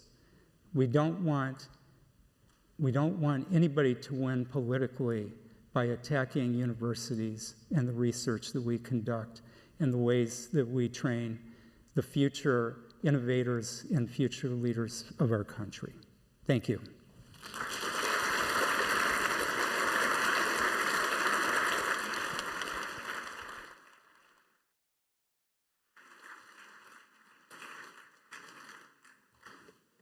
So I'm Michael Crow from Arizona State University. I thought I would take a somewhat different tact, and that is to try to, in my 10 minutes, get an idea into our heads that we could think collectively about that could be somewhat at the root of some of the issues that we're facing at the present stage of the evolution of our democracy. I agree very much with Alan's point and my own battlefield experience in the same trenches of trying to find a way to make the case for the universities, trying to find a way to make a case for public investment in research. If you boil down the anger and the resentment, there are very disappointed people, very broken-hearted people, and politicians that don't know what to do about it. Half the people that start college in the United States never graduate. They have debt that they can't pay back. They have debt that they can't pay back. We haven't seen 4 to 5 to 6% sustained economic growth year after year after year for 60 years. We have not seen that. We had manufacturing jobs go from 50% of the economy at one point to 10% of the economy now. We do the design. The iPhone is designed in California, but it's not made in the United States. The geniuses, as Bob was talking about, that could build billions of chips, or billions of transistors on a single chip, where the transistors are made up of just a few atoms each, in which we don't really comprehend or understand how it is then that very sophisticated thing is then going to be made somewhere else. And the old core of the country, the manufacturing core, the people that built things and made things, well, they got, as some politicians have said, hollowed out. I'm not going to belabor it because I think many of you would say, well, there might be something to that. We could talk a little bit more about that. I want to give one short story and then give you 3 things that I think are happening. The short story is this. In 2011, there was some discussion about adding a new institute to the NIH. I don't remember if it was the 25th or 26th or 27th or what the institute was. The editor of Nature magazine called me up and said, I'd love you to do a summary of what we should be doing at the design level relative to adding yet again, the approaching 3 dozen institutes in the NIH. You got 2 weeks. I said, I got this job as the president of this university. It might be tough, but I took a couple of weekends and wrote out a story, and they printed this article on how to design the NIH going forward. I thought it was pretty well thought out. I had a number of people take a look at it. I said there should be 3 institutes, not 27 institutes. One institute should focus on knowing everything that we can possibly know so that we can make ourselves have healthier and longer, successful, happy lives, so that we could take on mental illness, so that we could take the pain and suffering that we see around us everywhere with cancer and mental illness and all of the other diseases that are out there. We should have every fundamental understanding of all the biology, all the physics, all the chemistry, all the psychological aspects of that possible. One institute. A second institute should focus on technological solutions that could produce from that fundamental knowledge access to the same quality health care for everyone, because those are not the same things. Fundamental science and fundamental understanding is not the same as providing the solution. Drugs that cost $15,000 a month. Technologies that are only affordable at hundreds of thousands of dollars per person. It doesn't mean that you don't have to have some of those, but it means maybe we should focus on technological solutions or methodological solutions or ways in which we could lower the inability to have access by everyone. And the last institute, I said a third institute, focuses on nothing but lowering cost. We spend over twice the amount of our economy, twice per capita, for healthcare outcomes of any other industrialized nation in the country, in the world. Twice, 2 times, at least 2 times as much per capita. We're not in the top 25 in outcomes. So I put that article out. It also got covered, Alan might remember, as a Boston Globe Sunday morning article on the Sunday paper. I got 6,500 hate email messages. You're a lunatic. When you moved from Columbia and went to Arizona, somehow you went insane. You've been listening to these psychos that live in Arizona. And one guy said to me, he said, I'm relatively certain that you're John McCain's illegitimate son. I said, my mother and he were born the same year. They never met. It was somewhat astounding to me, and it's been a consistent thing that I've seen from time to time when you try to design something that suggests there might be a way to accelerate doing more science, but with that science produce outcomes that are of greater value to the Republic. So here's my 3 comments. We have a very serious evolutionary dilemma in the emergence of our democracy. We have 3 fundamental processes that are going on at the same time. But however, they're going on at different speeds and in different languages. The first is the evolution of the democracy itself. We have this baby democracy, 250 years old since the Declaration, less than that since the Constitution. As we heard from our esteemed jurist earlier today, there's complications relative to interpretation of this and this and this. That's a process which is moving slowly, and it's just gotten started. It's a slow democracy. That democracy didn't even give us heavy funding in universities until after 1940.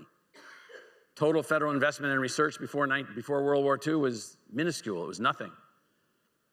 We stepped up under Bush's leadership, and during World War II, we proved to the Republic that we could do all these things. And so this baby little democracy, without very much forethought, said, why don't we give these academic jokers every single thing we can possibly give them, call it the Republic of Science, let them operate on their own, and they will deliver back to us 3 things: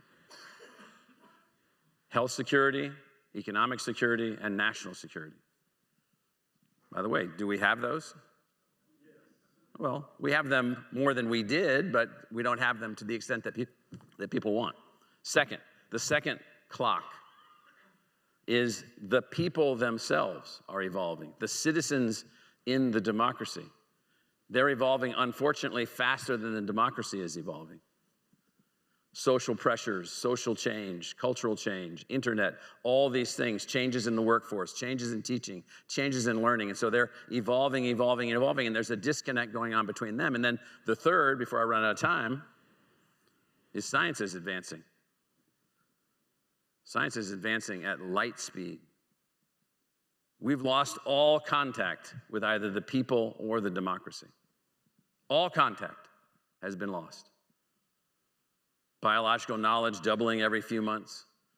We're working on quantum theory. If you read The Rigor of Angels, we've been thinking about quantum for a long time, but now we're going to build some quantum stuff at 10 angstroms. We're going to start getting down below that, start dealing with field effects and all kinds of other things along the way. And so, as Bob was saying and as others were saying, we don't understand how to communicate. So we have 3 clock speeds. The democracy itself moving slowly and deliberately constrained by the present design of the system. The people who are evolving faster than they've ever been able to evolve, who are becoming more and more disgruntled with the democracy itself. And then science, which is leaving everyone in the dust because it's just moving so fast. So what do you do? One of my favorite philosophers is a guy named Phil Kitcher, philosopher of science at Columbia. And I'll try to read just a little bit of what he said. The aim of science is significant truth. The aim of science is significant truth, not just truth. Significant truth. And in a democracy, the significance is determined by the people. It doesn't mean that you don't pursue fundamental research for the sake of knowledge, that you don't pursue what we need to understand about black holes or quantum or any of the other unbelievably complex things, dark matter. We have to understand how the place works. But we as academia cannot continue to think about the fact that it's just about this republic of science that was designed by this slowly emerging republic, this slowly emerging democracy, which is becoming disconnected from the people while we're jetting off at light speed across the universe with all the things that we're discovering. We have to figure out what are these significant truths. We have to figure out what of the things that we can do will be most beneficial to the success of the democracy. Thank you.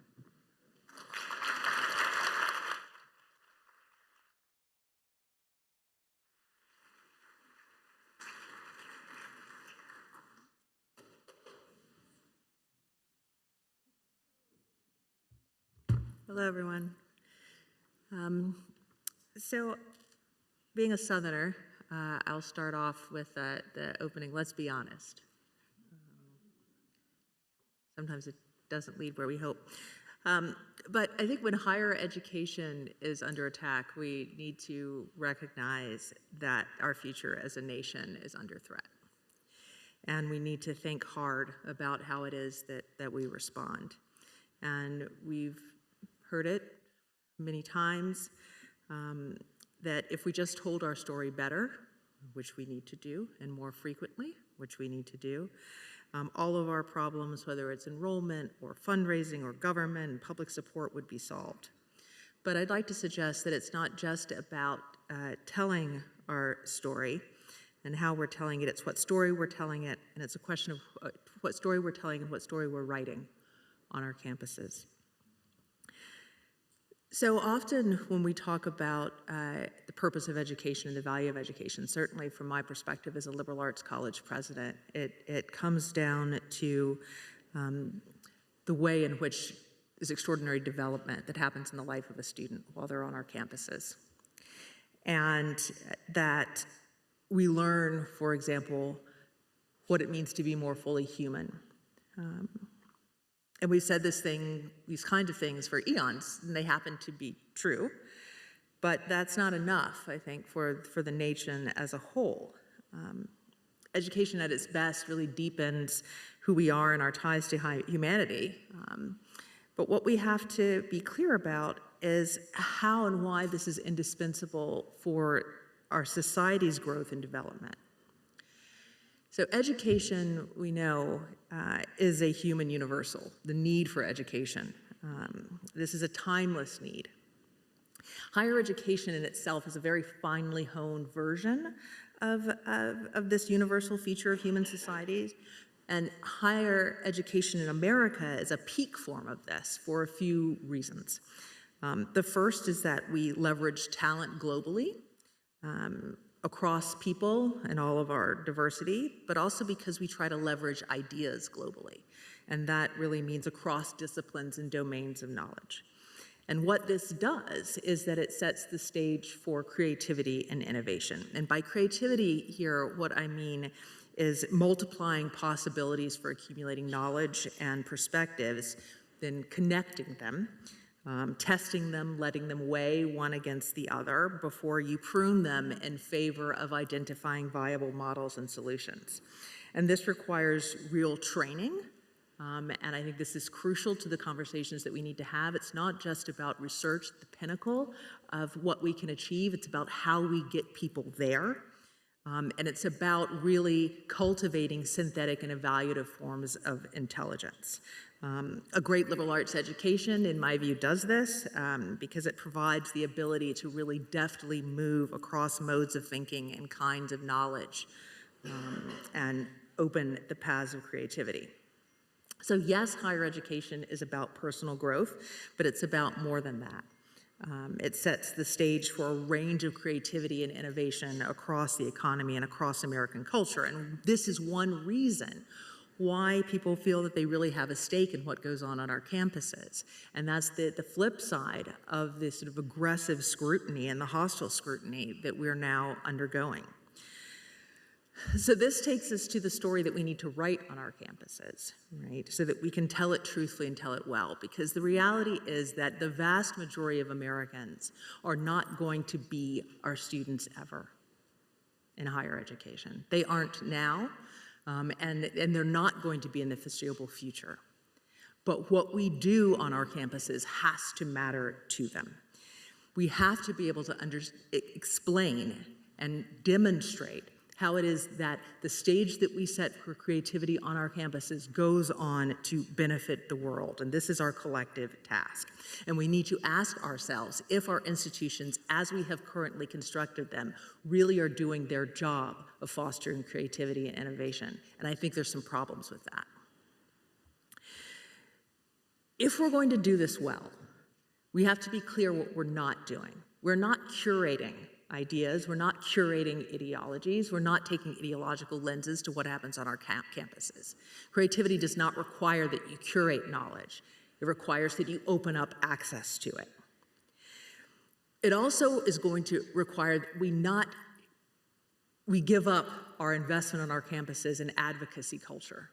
And I think that this is something that's very deeply at root in areas of the humanities, but it goes far beyond that. We are not advocates for ideas. We have to bring forth our ideas, bring forth our best solutions, and let those ideas speak. When we hold on to a culture of advocacy on our institutions, we are holding on to fixed opinions. We're in a world that's moving way too fast for that. We're in a world where opinions move around the globe, to paraphrase Mark Twain, 10,000 times faster than facts can move. Our culture is also moving way faster than our systems of evaluation can on our campuses, like tenure. Tenure is not the problem. Tenure is a crucial feature of our system of academic freedom. But what we are doing on our campuses way too often is we're enabling the calcification of ideas. And that's calcifications of ideas in departments and programs that never speak to one another, and that where the individuals in them speak such specialized, rarefied languages that they cannot cross divides. That actually stifles innovation, because if you and I only speak the same technical language together, our ideas are become more and more proximal and less alive. And I think at every level of the educations in which we engage, we need to break some of these silos. Think about how it is that we communicate with one another. We have to break down these silos of specialization. Because when we live only in these narrow worlds, we are inevitably going to be outdated and outmatched by the solutions by the problems, the scale of the problems that we have to solve, and by the questions that we want to answer. If you look across fields, some of the most extraordinary discoveries happens when the lens of one field is taken to the problems of another. And that happens when we're very open in our teaching, very open in our communications and the world around us. Innovation and creativity also come when we open up our discussion so wide that narrow ideologies and orthodoxies wither in the fresh air, and the currents of crosstalk and exploration. And my biggest worry right now on our campuses is not solely the threats that we are under from outside forces. It is the ways in which we are closing our doors to things that are much more exciting than what we give room for to happen.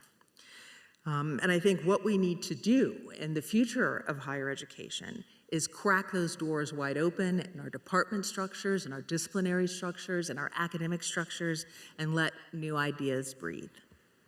Thanks.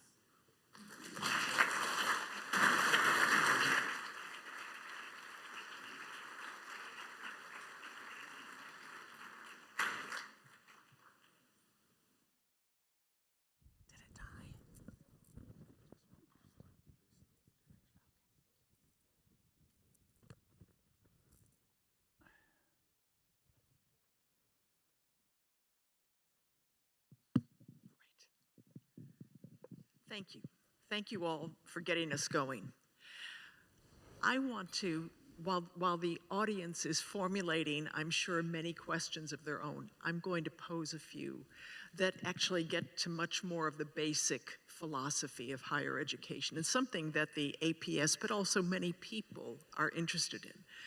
Because there's been a lot of talk about how does higher education, how has it in the past, and how can it today, contribute to the development of an informed citizenry through especially pedagogy in critical thinking. How do we teach critical thinking? Is it still worth teaching? Why bother?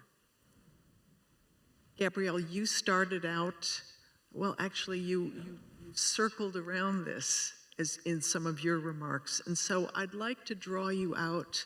I'd like all of you to address this, but I'd like you to start.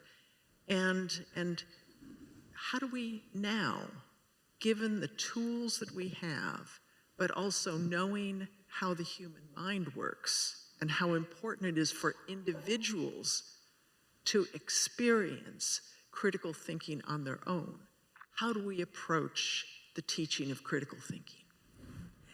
So I think we have to start with slowing things down for our students. They're coming in after an education in which they have oftentimes not been asked to read an entire book in any sitting. They have not written anything longer than 2 or maybe 3 pages. And their basic analytical skills when it comes to mathematics and science have been constrained by curriculum that teach toward a set of standardized tests that we can do worse and worse on year by year. In slowing things down for our students, what we need to ask them to do is not to defend their opinions, but to listen constructively, to evaluate based on data and sources, to compare ideas rather than advocate for them. I think we do a terrible job. I already said this before, but we do a terrible job because when you advocate for something, you're leading with your opinion. You're leading with a commitment, which you're not leading with a goal of enlightenment. And then finally, I think that we have to ask students to engage face-to-face, and I know this is unpopular in many ways, asking of one another questions and waiting for the answers.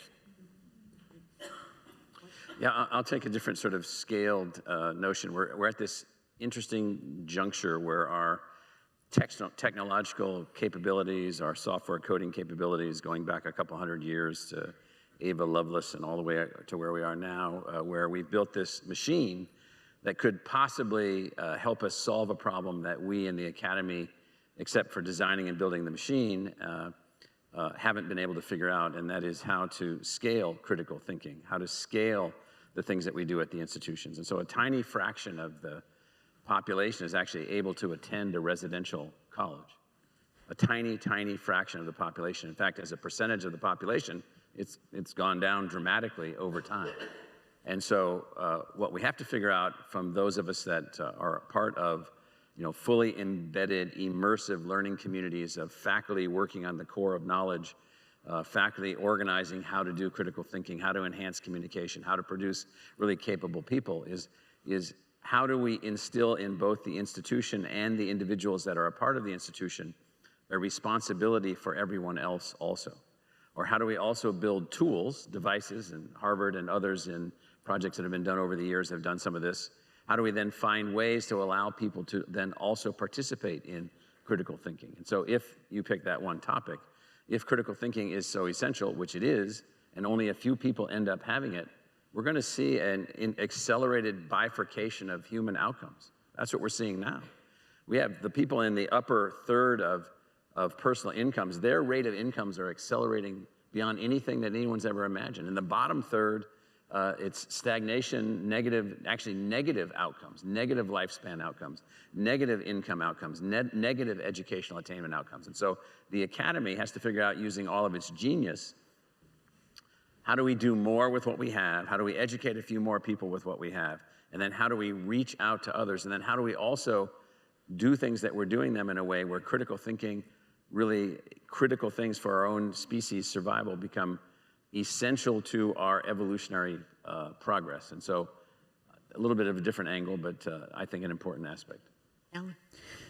Well, I have a number of ideas about educating the public, but I'll just stick with our residential students.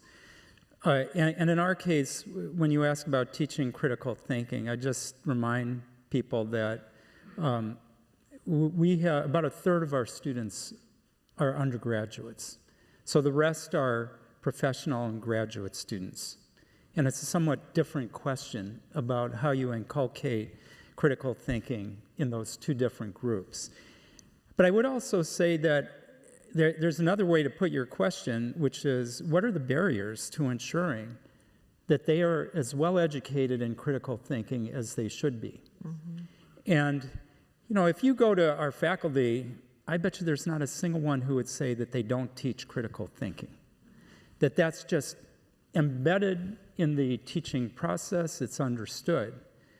Yet, you would undoubtedly hear from some faculty that our students are different than they were in the past, particularly if they've been teaching for a long time. So what are the barriers to really teaching critical thinking? And this actually relates to the broader issue of why higher ed is under attack. And Gabby, I think you were getting at some of this. One of the issues has been that students were not open to ideas that disturb them in some way, the way they had been in past cohorts. And this is something I hear almost universally from the faculty. And we look at this as kind of a speech issue, that people may feel attacked if they hear an idea that possibly threatens their identity. And so part of this is the association of the ideas with identity, rather than looking at the ideas from something of a distance. So that's one of the impediments. There's also fear about speaking openly. And the fact is, when we talk about speech issues on campus, it's hard to see how you can promote critical thinking if people are constantly asking themselves, do I dare speak and give this opinion that other people might disagree with? That is really, in my view, a generational shift. Now, I could go on and on about things we're doing about that, but we started implementing changes last year that are already showing some effects. I'm not claiming that solving those problems ensures that everybody will be a critical thinker. But I am confident that if you don't create those conditions, it will be very hard for the university to inculcate the critical thinking habits that all of us take for granted. Thank you very much for those answers. I now want to see, I hope there are some eager hands in the audience and some good questions awaiting. Do we have, because I certainly have many in my pocket. Yes, we have one up there. Please state your name and where you are from. Okay, sorry. There we go. I'm Barbara Yatzak from Berkeley, and I have a question to Alan. You piqued my curiosity when you said, we are doing some things that are showing some effects. Can you tell us what those are that are helping with the critical thinking of your students? It's a very good question, and I'm going to give a very brief answer, but I'll be happy to direct people to websites where we describe what happens. Harvard being so decentralized, we have different efforts in just about every school. It starts with our recruitment materials, actually, that we send to admitted students in the college and in multiple schools that basically say, come here if you want to be made uncomfortable, and if you want to grapple with ideas that you may find disturbing that may cause you to question your beliefs. So sending a signal about what type of person we think will thrive in our academic environment. We actually have training and orientation programs in every school at Harvard incorporate a version of this. It's also tied in, by the way, with education about Title VI discrimination issues. Because of the different ways that speech so closely relates to it's actually the mechanism by which discrimination so often occurs on campus, whether it's anti-Semitism or other forms of bias and hate. And we train the teachers, and for the college, we actually train grad students for how to create an environment where you can have open discussions and engage in critical thinking. And I have something a little embarrassing to say, that in the course of our dealing with the various kinds of complaints that people identified about teaching at Harvard, we found out that in some places there were faculty who largely taught without any kind of evaluation. That's making too strong a statement. But let me just say, if you were a business school professor and you looked at what happened in some of the other academic units in the university, you would say they aren't seriously evaluating the teaching there the way that we do at the business school. And I say this from having experience with 2 business schools. There's an attention to the quality of teaching that has been very much refined in that setting, and it has not been as systematic in others. And actually dealing with that, looking at the quality of the teaching, goes a long way, because the real issues do have to do with, are you creating the conditions for people to learn critical thinking? We have another question, I know. Yes, go ahead, please. Your name and where Just making sure my microphone works. Bill Hook from Springfield, Virginia. You talk about critical thinking, and maybe part of the problem is waiting until students reach college is a little late for developing a society that's good at that. And so could you say something about K through 12 public education and maybe what universities could do to advocate, in Bob Conn's way he was speaking, to advocate for improvement in that? Thanks. So one approach that we've taken on the spirit of that is to, one of the things that we've done in the 23 years I've been there is to dig out all the force fields around the university and put them in the junk pile. Those things that then allow you not to have access to this or not to have access to that. So we have about 60,000 K-12 learners that are digitally linked to us, gaining access to things that they don't have access to in formal learning activities that then work on really important concepts that might be difficult to teach in some middle schools or some high schools. And then we also built a series of advanced learning tools to help people to learn abstract things in particular, and then make those available to millions of learners. Our faculty, many of our faculty are heavily engaged in these things. We have people that are helping them to design them. So we decided to take those things that we have as the core principles of the university, the things that really we are really the best teachers of, or the best carriers of the message or the theories or the techniques, and then reduce them down into methodology so that they can be made available to whoever wants them. So we have about 25 million learners a month coming to these assets that we have outside of the formal courses that I was just mentioning. And that demand is accelerating beyond anything that we ever could have imagined, because we just threw out all of the little force fields around each department or each school or each aspect of the university. Yeah, I would just quickly add there that what Alan was suggesting around how we do admissions is an important part of this, because the chasing of this highly selective institutions does have a warping effect on how it is that students are educated. And we see this in the state of California here, for example, with the way in which the admission standards for the UC systems become the teaching standards and the student success standards in high schools, right? That if you don't have this set of classes and you don't have these grades in them, then you're outside of the eligibility sphere for the top echelon of state institutions. The way that selective institutions have approached admissions has done us no service in terms of multiplying the irrelevant parts, I think, of what it means to be an exceptional student, like participation in a range of extracurricular activities like Model UN, and away from actually the skills that we want our students to come with. So, for example, one of the things that we're doing is taking as a screen, do students want to and show aptitude to work collaboratively with other people to solve problems?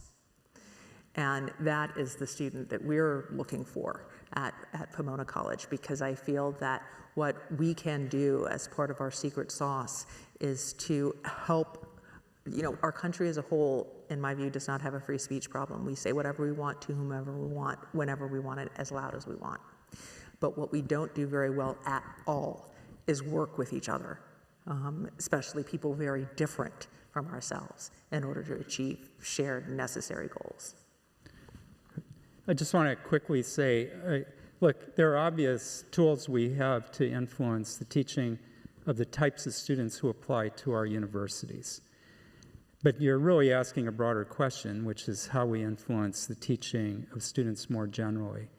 And in our case, we do that through our education school, which has partnerships with high schools, mostly in the Boston area, but also more broadly to try to advance that. But I do want to put in a plug also for endeavors like the Conn Academy. And Sal Conn has been working very hard to build in AI features to get better and better at offering this online education that actually can monitor student progress. And you'd think critical thinking is actually a harder skill to measure in that context, but that's exactly the kind of problem that they're working on. And of course, that gives them wonderful opportunities to scale to millions of learners. Yes, right here in the front. Did I miss something? Berkeley. It's often complained that the leaders of American higher education have not worked together more systematically to lead the defense of higher education and science and scholarship and learning against the attacks that are being made on it by the federal government. I've heard it said many times that the AAU, the organization of the R1 universities, could have taken more vocal a lead on this. I'm wondering if our panel agrees that this is a problem, that our university leaders could act more effectively together to defend things, or if this is just a false concern and the people that are talking about this are looking for the wrong things. Anyone want to? Years ago, when Roger Bagnall and I were on the faculty at Columbia years ago, there was an article in the New York Times about universities. This was in the late 1990s, and it said, where have all the leaders gone? And it happened to show a picture of the then president of Columbia, George Rupp, in his full Harvard Divinity School robes, like he was flying, like a knight, and the question said, where's the Charles Elliots and the so-and-so and so-and-so and so-and-so and these other people? And then the article went on to say that between the faculty and the donors in this group and that group, they'd beaten leadership out of the university presidency as a functional thing. And so I'm a big advocate that university leaders should be able to be not the leaders of a company or a corporation, anything like that, not that kind of institution at all, but there is a responsibility for leaders to act in leadership roles, to work together and to try to solve problems, taking their strength from their faculties and their ideas from their faculties, but still being able to be leaders. And that's not present everywhere. Maybe I could just say that you asked a very direct question, basically, about should they be cooperating more and working together more. I think it's fair to say there's more of that occurring than everybody knows about, number one. I've seen this guy more in just the last few weeks. Yeah. But frankly, for the AAU, you just have to remember the common denominator is these are leading research universities. But there is a very big difference between different institutions and how much autonomy presidents and faculty have. And so let me just say, not every university president can actually act with the degree of independence that I've been able to. And I do have a board that I report to, but it's very different from some other boards. And the amount of consensus there is among presidents who I've come across, and I'm mainly speaking about research universities, is much greater than meets the eye. And the tactical and strategic considerations that they have don't usually become very public, but you just have to recognize that they are balancing many, many different considerations. And so the fact that you don't see all of these visible signs of universities banding together does not mean that there are fundamental schisms. Yeah, I'd simply add that I think the AAC&U has been doing, I think, quite an excellent job of bringing presidents together. We do, in fact, meet very large meetings. We've met several times in the past several months, and there is, I think, a great deal of fellow feeling across all of us. I'll say that what has been, I think, a challenge in past and the range of other organizations is really the diversity of institutions which are engaged. And that's geographic diversity, right, where there, as Alan is saying, there are folks who cannot speak as in the same ways as others of us. But I also think there has been a tendency to be willing to throw parts of higher education under the bus in ways that have not been helpful, and to say, oh well, it's the problem of that kind of institution or the problem of this kind of institution, and not the problem at my school. And I think that is where we have certainly made mistakes. Where's our next question? Is it in the middle here? Yes.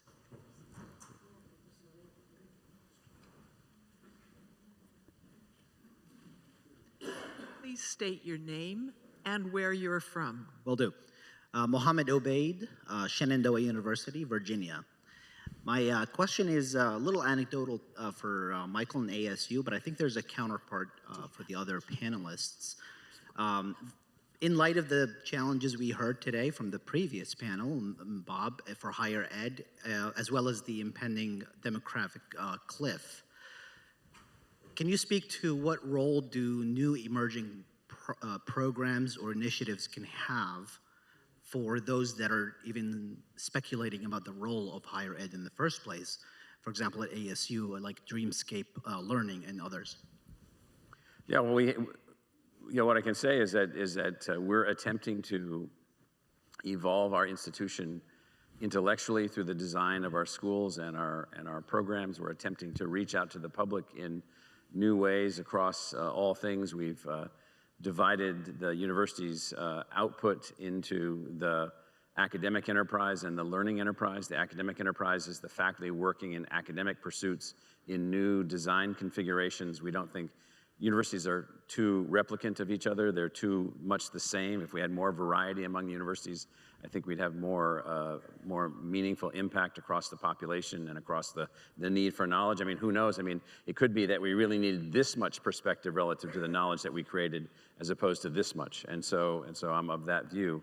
Then the other thing that we do, and the second thing, is that we took every asset that we have a project called the Atomizer, where we're taking, for instance, 6,000 digitized, highly evolved courses developed by our faculty, and we're breaking those down into tens of thousands, 20,000, 50,000 component learning parts that any person could find a way to use that as they try to find some way to drive themselves forward. So we're trying to be of greater service while staying true to being an AAU university, doing large quantities of research and so forth and so on, by using technology to empower us to be more impactful for more people. So we're mounting these up. We created a new way to teach the 3 basic introductory courses in biology. Now have a virtual reality lab. About 50,000 people have taken the virtual reality lab. There's the students that come in the least prepared. They're obviously prepared enough to be at the university, but they don't understand the abstract ways that biology is taught.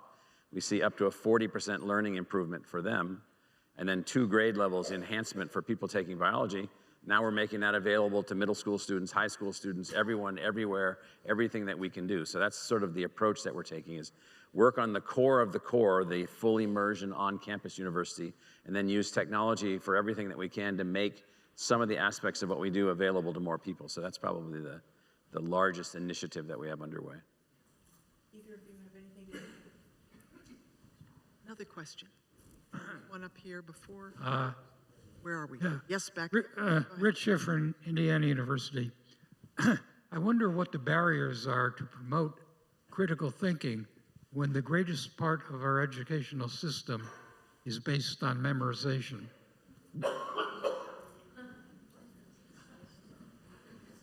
That sounds like a good one for you, Alan. The greatest part of our educational system is based on memorization. I don't think that's what I've been seeing on our campus that much. In fact, if there's a typical complaint I hear, that there's not enough of that. So, but are you referring to in secondary education is so much based on memorization?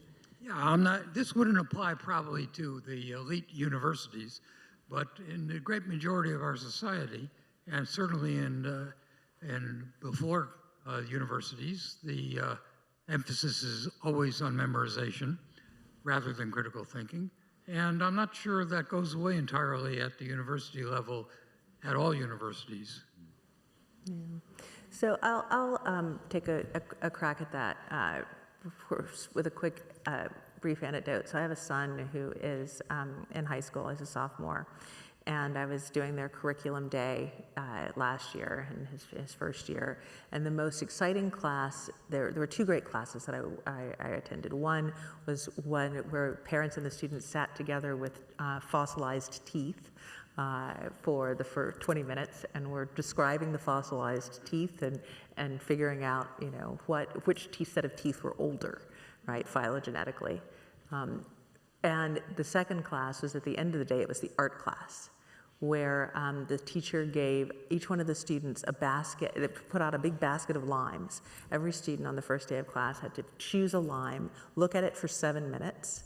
Then they had to draw it and then return the lime to the basket. And then the teacher, as the quiz, had them find their original lime. Every one of the students could do it. What those 2 exercises have in common, again, are what I started off with this idea of slowing down learning, right? And the other thing that I want to emphasize is that we have to, throughout all of our curriculum, actually engage in creative production. That starts with observation, but it's also manipulation of objects, generation of ideas. And I would wager that one of the worst things that we've done in K through 12 education is pull the arts out of it, because I think that the skills for observation, the ability to engage collaboratively with other people, and the exercise of creativity are things that our students desperately need. They're losing just rapidly, and they are making our country less well prepared for innovation and right now and in the future. I'm going to take Chair's prerogative to ask the last question, because I'm acutely aware that the seniors who are going to be graduating in May and June have had a hard life so far, right? They finished high school during COVID, and they haven't exactly had an easy run of it in the last 4 years. Each one of you will be asked to give a commencement address somewhere, possibly at one another's institutions. What are you going to say, Alan? Okay, I don't mean this as a cop-out, but my experience the last 2 years included major speeches I gave. I totally rewrote the day before because of emerging events. But actually, on our campus, I can't predict what's going to happen the rest of this year. The spirits are very high, and it is much, much better than it was even a year ago, and certainly better than it was 2 years ago. So I can't tell you what the topic will be. I can't tell you exactly what I will say, but I can tell you it will be upbeat unless something very disappointing occurs, which could happen. Mike? Yeah, what I would say, so of our 80,000 students pursuing degrees on campus, then we have 110,000 students pursuing degrees digitally with us, so just about 200,000. We've never seen more positive energy than we're seeing now. So we were able to stay operational during COVID. We were able to use COVID as an unbelievable instructional opportunity. You know, it's kind of weird when you're reading things about what people are saying about universities. We're like, where are they talking about? What are they writing about? So, you know, we have kids from 166 countries on campus. We have massive religious, cultural, linguistic diversity, economic diversity. And for the most part, knock on wood, you know, people are getting along, people are moving forward. They have the aspirations of the 21 and 22-year-olds that are graduating as undergraduates now are unbelievable. I mean, and then they're only superseded or made to seem like not as much as the incoming first-year students that we have. I mean, so there's a lot of like geezers or something that are writing these stories about what about what they think is going on at these institutions, and it's just, you know, there's issues, there's this, there's that. You know, we had every complexity that the other major universities had, but they're not shaping who we are or what we are. And it's going to be very positive. Great. Indefatigable optimism. Do we have more of it? I will tell them that I'm incredibly proud of them.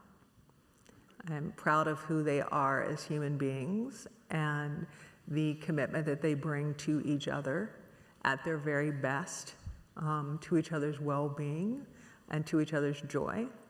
And I'll tell them that one of my great hopes for them is that they maintain the humility to keep learning.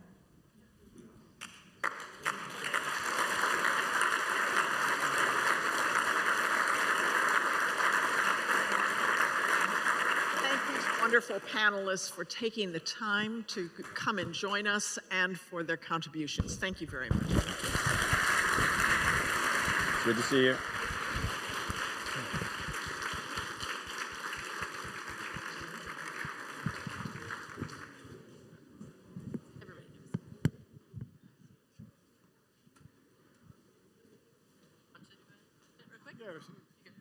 So there's a reception directly out those doors. We have tents. There's going to be a bar and food, and then we'll return for our concert.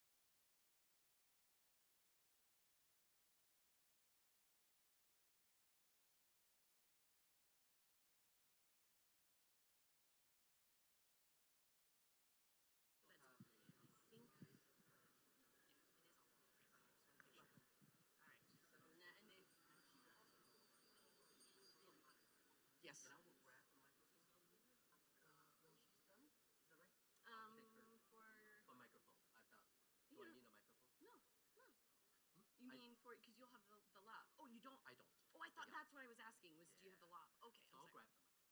That's fine. So, We have another one. It's okay. Yeah, anything you like. okay, Do you want the lav? I don't need microphone's fine.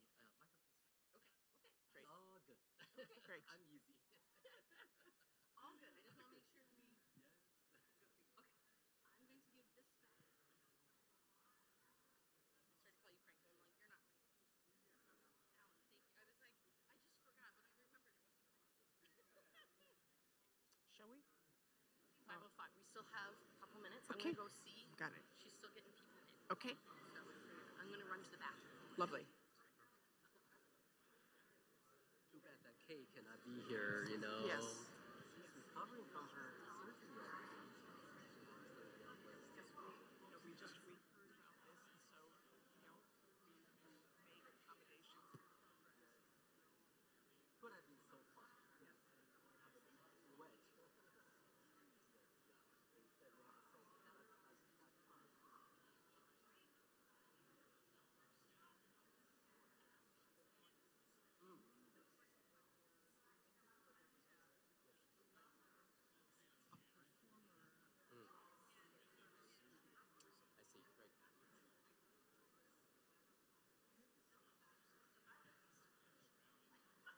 I see, right. So it's,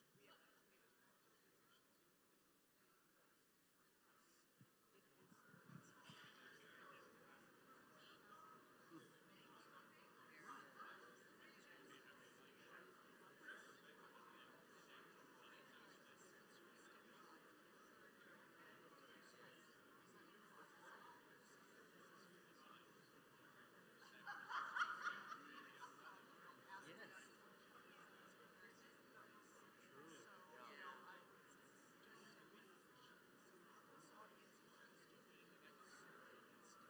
Yes. Yes, yes. Oh, the best audience I can dream for. Great. Yeah. And some very dear friends as well. Yes. Clicker, right? I got the clicker. Okay. Do you happen to need a laser pointer?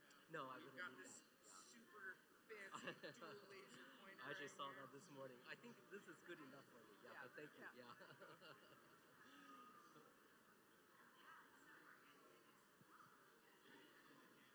Yeah. That's fine.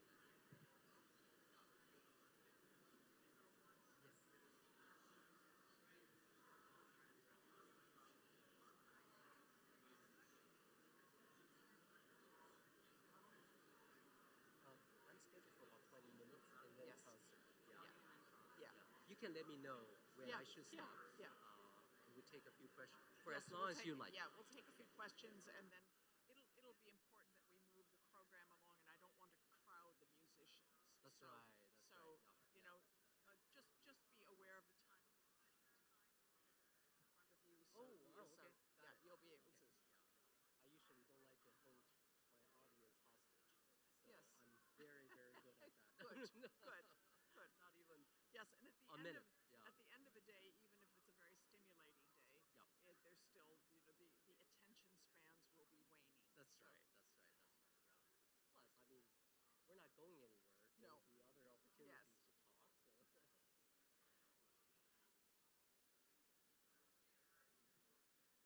So. It's so funny that the society seems to have brought the rain to La Jolla. Much Yes. needed rain. But we get rain once a year, and you have all of the rain.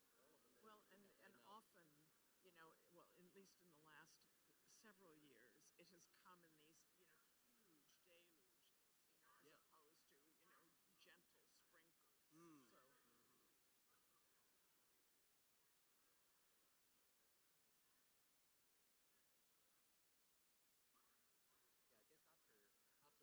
So, Yeah, I guess after the Q&A, we can welcome all the musicians Yes, onto stage. yes. Yeah, that's fine. will you introduce them? I would say briefly. Yeah, I don't that think would- that they would- need a long Yeah, introduction. that's fine, because I don't have any bios on Yeah. them. Okay. So. Yeah,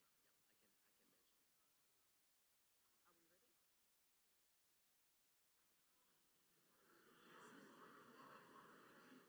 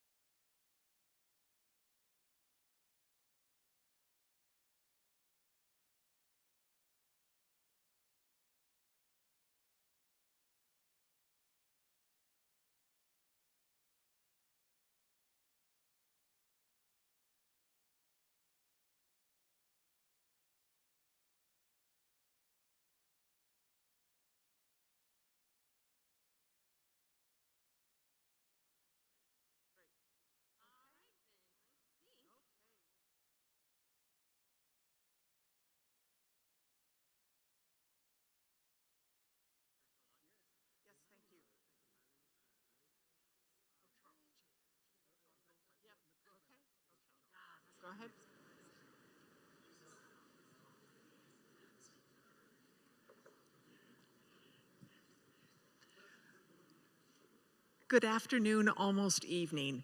Programs at the APS are nothing if not varied and stimulating.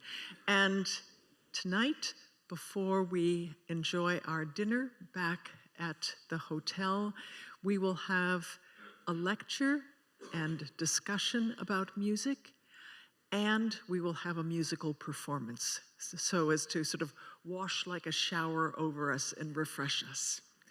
Our speaker this evening is Lei Liang, Chancellor's Distinguished Professor of Music at the University of California at San Diego.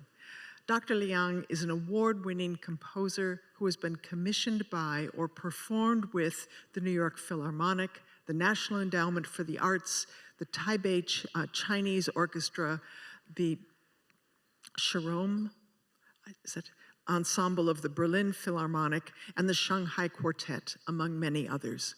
He has written over 100 compositions and has released 15 albums. Dr. Liang served as the composer in residence at the California Institute for Telecommunications and Information Technology, where he generated multimedia works combining scientific research and advanced technology. He returned later to the Institute as the inaugural research artist in residence. The Lei Lab, launched in 2023, facilitates musical collaboration with engineers, geologists, oceanographers, and software developers, unlocking what Dr. Liang calls the unique potential for learning offered by creative listening. Dr. Liang will start by giving a presentation. We'll have a short question and answer, and then we will launch into a beautiful performance. Dr. Liang, please.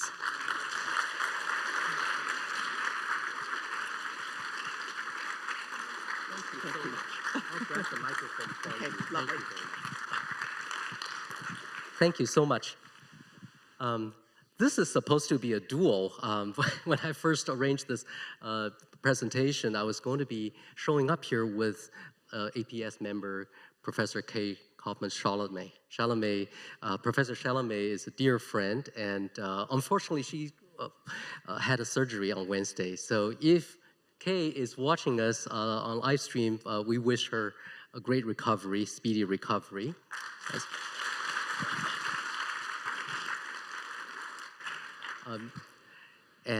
It is a great honor to be here, and I'm particularly honored that I could invite some of my UCSD undergraduate students to come to witness the oldest learned society in the country. And so thank you for welcoming them. So wherever I come into contact with my audience, I ask a simple question. Are you living away from home? Most of us do. Most of us do. I'm an immigrant myself. I lived in China until I was 17, came to America, and had the happiest day of my life in the open shelf library in the University of Texas. Because back in China, I didn't have access to open shelf library. I was raised in a conservatory, and to step into the East Asian collections at University of Texas, Austin, seeing books about myself, about China, printed in English, of course, but also in simplified Chinese, which I was taught, and traditional Chinese, which I was not taught. They told different versions of my own story. And that was probably the happiest day of my life. And I describe it as the transparency of knowledge. That day, I realized that you should have open access to knowledge so that you can shape it, examine it, rebuild it, find connections, and subvert it. Right? So, thank you. I'm going to bring a little bit of my background in Chinese traditional culture. I learned the traditional Chinese, which was not taught in mainland China, by hand copying books. And on the screen are two beautiful characters from the 13th century edition of the Great Learning. The word 大学 in Chinese means university. And it literally means great learning. Great learning. And I want to ask all of us to think, what makes learning great? And that is one question as a musician I have to keep thinking about. So as a musician, I have my happy moments as a composer of orchestral music, of operas, of tons and tons of chamber music. And this is me in Carnegie Hall with the orchestra. But the moment that makes me very happy is here at UC San Diego, where now I have a residency, a lay lab at the Qualcomm Institute. Ramesh is the Qualcomm Institute director. Please give us a wave.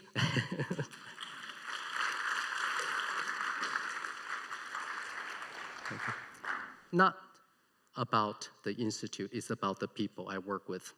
And I'm particularly happy that here at a university campus, I don't feel that I'm just a member of the music department.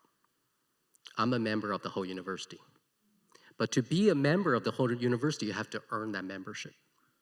You can't just be appointed a faculty of it. You have to earn that membership. And what I did is I found my friends.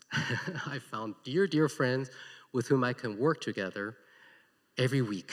No matter how busy we are, we're committed to that couple hours that we call happy hours. And these friends include software developer Zachary Saldus, right here. Please give us a wave. And oceanographer Joshua Jones, also right here.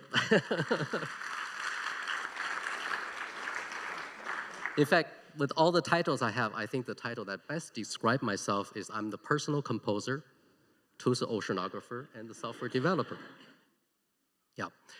So my journey really started with those moments when I was hand copying books, studying traditional Chinese, and that got me introduced to traditional Chinese treatises on paintings that I was not taught. In fact, to think of it, if you don't read traditional Chinese, how could you even understand what's written on the paintings? And without understanding those words, you have no idea those wise predecessors of yours, your ancestors, what are they telling you, right? So I feel very fortunate. I took the effort of learning those, and it opened up a completely new world to myself. This is a painting done by Huang Binghong, who painted this when he was 87 years old, while he was blind. At Qualcomm Institute, we were able to get the original and did multispectral scanning. We did a diagnostic survey in 4 wavebands of the electromagnetic spectrum. So the high-resolution images feature the size of 6 micrometer, which is just about 1/10 of the human hair. So this process allows us to see the invisible. You know, to see the original painting is one thing, but to really discover a new painting, that's the new painting. Out of that one little album leaf, we have 1,800 micro images. Each one is a beautiful landscape painting. And that's what's so extraordinary about that. But the fun doesn't stop right there. This is another example of what a micro image could look like. And this is me standing in front of the restored, reconstructed larger painting now being projected onto the wall of 32 large monitors. Oh, that's really this feeling of riding a drone into a landscape captured by a blind artist. I'm thinking of him as the Beethoven of painting. There's more. We could do UV fluorescence analysis of the painting, and this is a painting with transmission imaging, meaning the light is being projected from behind. That reveals a different side of painting that we're searching for. Places where the painting needs restoration and all the information. But here is where the visual and the audio come together. When we have the X-ray fluorescence analysis of the elements of the painting, I'm gonna go a little faster here. We can turn that information into a sonic filter.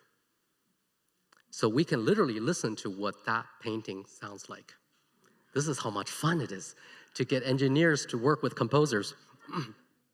In fact, we developed this method, not only analyzing paintings, we also work with geologists, another dear collaborator. Well, she's pregnant, she can't come here today, but Professor Emily Chin from Scripps Institution of Oceanography, a geologist, has been working with us very, very closely, and we developed 2 books of harmonies, about 300 harmonies that came directly out of the minerals. Imagine Beethoven could compose all that incredible music with no more than 10 chords. Now we have 300. It doesn't make composing easier, but it's very, very interesting. I'm going to go a little faster.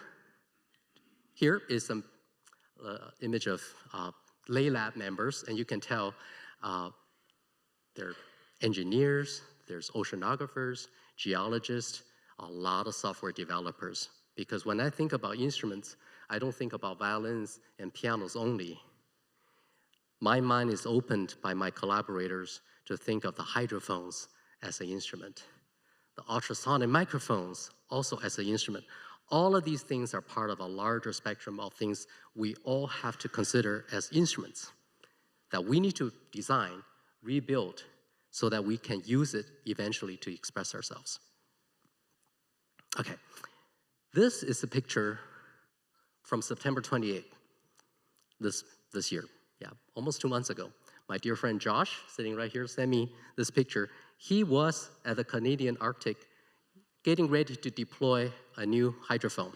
He sent me this image, said how beautiful the scenery is in the Canadian Arctic. And I sent him this a minute later, because once I know his coordinates, I went to the NASA webpage and found where he was and told him, that red dot is where you are. What I'm telling you is, this is 2025. As a composer, I'm experiencing the world with my ears placed 300 meters below the sea surface because of the hydrophones that Josh and his advisor, John Hildebrand, who's also here. John? There, yes, John Hildebrand. We could experience this world that was completely inaccessible to us. Place our ears 300 meters below, while at the same time watching that sight 400 miles above. That's a privilege Beethoven didn't have. And as a classically trained composer, we used to think of the 3 big B's in Western canons: Bach, Beethoven, and Brahms, right? I have been completely retrained here, working at this campus, learning how to listen again, listen to these sounds that are captured by these hydrophones in the Arctic. And I have 3 new big B's: beluga whales, bowhead whales, and bearded seals. Yeah. So what we will do today is to share with you a little bit of the sounds that we were able to explore together in those happy hours that Josh and Zachary and I shared for about 6 years continuously. We listen. We learn how to listen because our minds, our ears are not quite trained to listen to this and process it. To start, I mean, we don't even hear some of those sounds. The sounds that the marine mammals use for echolocation and socialization oftentimes are outside of our hearing range, but they are vital for their survival and communication, right? So we have to learn how to listen to it. And sometimes the fast sounds are too fast. We have to depend on innovations with software developers like Zachary to design new softwares, new tools for us to be able to unpack those sounds for us, making them into materials that we can enjoy, right? But I can tell you this, as somebody who has been teaching music appreciation and music theory for all these years, I need to convince a student who grew up with animation music and film music only the beauty of Bach. If I say, this Bach cello suite is beautiful, I really have to kind of struggle with it a little bit because the students don't really have that vocabulary to understand how to appreciate it. But if I play them the sound of new ice from the Arctic, everybody recognizes how beautiful it is. In fact, I tell the student, you can leave the room. You know, I don't believe in holding my student hostage in my classroom. You can leave. Nobody left the room. In fact, they were glued to the seats. And I think deep down they understand there is something important in that sound. Not only that the sound is beautiful, and this is what I was trying to tell you at the very beginning, we're all living away from home. And when you hear that ice, even though you have never set foot in the Arctic, you recognize that's the sound of our home. That sound is important to us.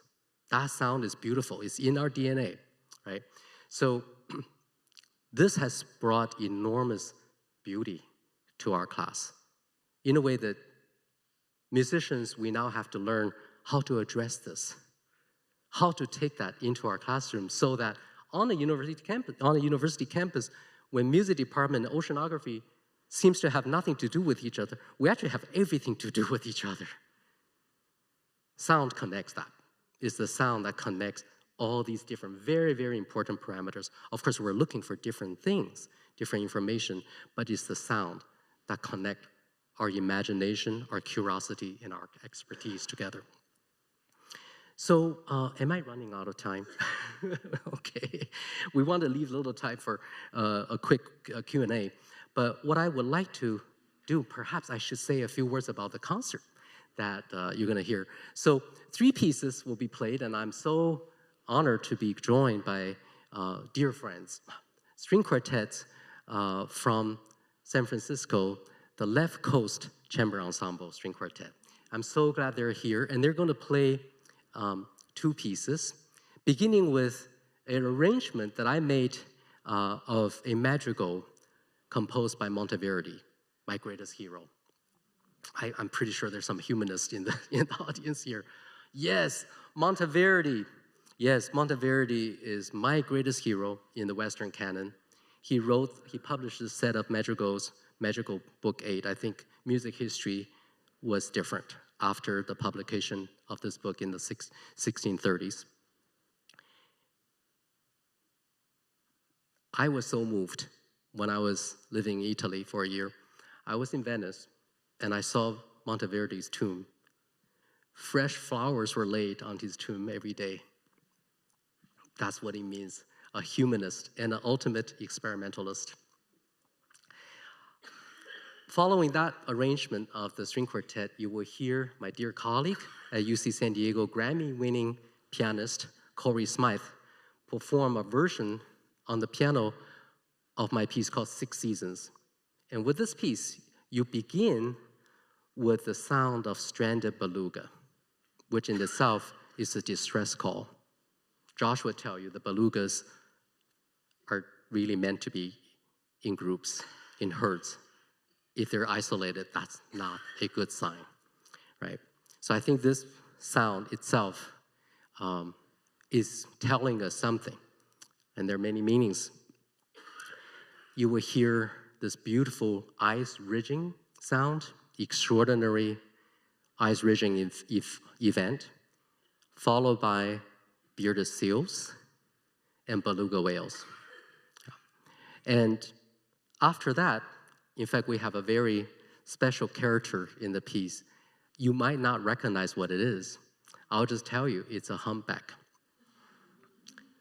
It's the most beautiful song. Well, Josh and I have been listening to these songs for a very, very long time now, but they're extraordinary musicians, and we can talk for a long time about why that is a song that meets all the definition of what a song is. What is a composition? What is its structure? What is its introduction? What is its coda? What is its consistent elements and things that are variants? Incredibly sophisticated and powerful. Anyways, you will hear a humpback singing in the background. So that's my take of a quick journey through the Arctic with a piece called 6 Seasons. And then after that, you will hear a piece called Gobi Gloria, again, performed by the string quartet. Can I just spend 1 minute talk about this piece? Okay, good. So among many things I do, I'm also a cultural preservation activist. I have preserved Mongolian music. This is my dear Mongolian teacher, Ulanji, in 1996. This is more recent, but exactly 20 years ago, 2005, when I was still a grad student at Harvard, I spent 4 years to produce a CD of this great Mongolian chor player. The instrument is called the chor. And the great Shalashi died during the Cultural Revolution in 1968. And with his death, this instrument has gone extinct. Nobody was playing the chor at that time. But guess what? Exactly 20 years later, now in 2025, this instrument, because of the release of that CD, has come back to life. In fact, it's part of the Mongolian rock band. So I guess that's a sign that it's really coming back to life. People are listening to the CD and starting to pick up that instrument again. So I tell you, a release like this can make a huge difference. Yeah. So that's the instrument of chor. Oh, by the way, this is the Tony Award winning Garth Fagan choreographer. He choreographed this piece, Gobi Gloria, and it was named in 2009 in New York Times as one of the best moments in dance in New York Times. So this piece has its own life, and I'm so glad that the Left Coast Chamber Ensemble String Quartet can perform this piece for you, and I hope you will like it. That finishes. This is my son's painting for this CD. You can tell he combines Inner Mongolia and oceanography together. Okay, that's it. We can have a little quick question and answer. Thank you.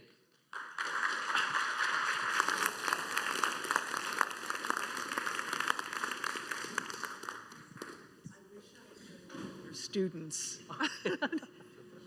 Do we have questions for Dr. Lei Liang?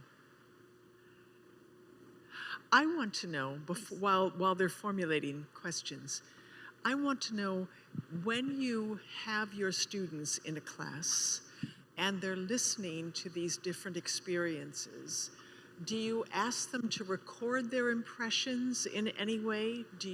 How do you get feedback from them? Because you said that they are riveted to their seats, but how do you get information about what they're thinking, feeling? How do you have them transmit to you? It's a powerful thing. Listening is a powerful thing. Before you start reasoning, you already recognize something very important is going on. And sometimes I ask the student to do something like this. Can you think of one most beautiful sound that evokes a sense of home for you? And that could be grandma talking to them, could be the domestic sound of, in the living room, something. But it doesn't stop right there. Yes, you can capture that. But the purpose of this exercise is really about unpacking what's in that sound that make you feel home. And that becomes an interesting exercise in itself because there's a lot of stuff going on in there. And it tells us about ourselves a great deal, a lot of things that we don't even recognize, how important those things are. So I think of this as a kind of a curveball question for my students. Just think of what is most important that you want to capture. Sometimes I call it a sonic self-portrait. But capturing it is one thing.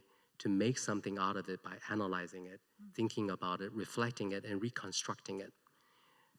That exercise can usually teach us a lot about. I love having those conversations with the students. In fact, I call them mixers. I have my students sit down with me and talk about things. I learn so much. Everyone is surprised by their own classmates, how much they brought to the life experience that they all can share.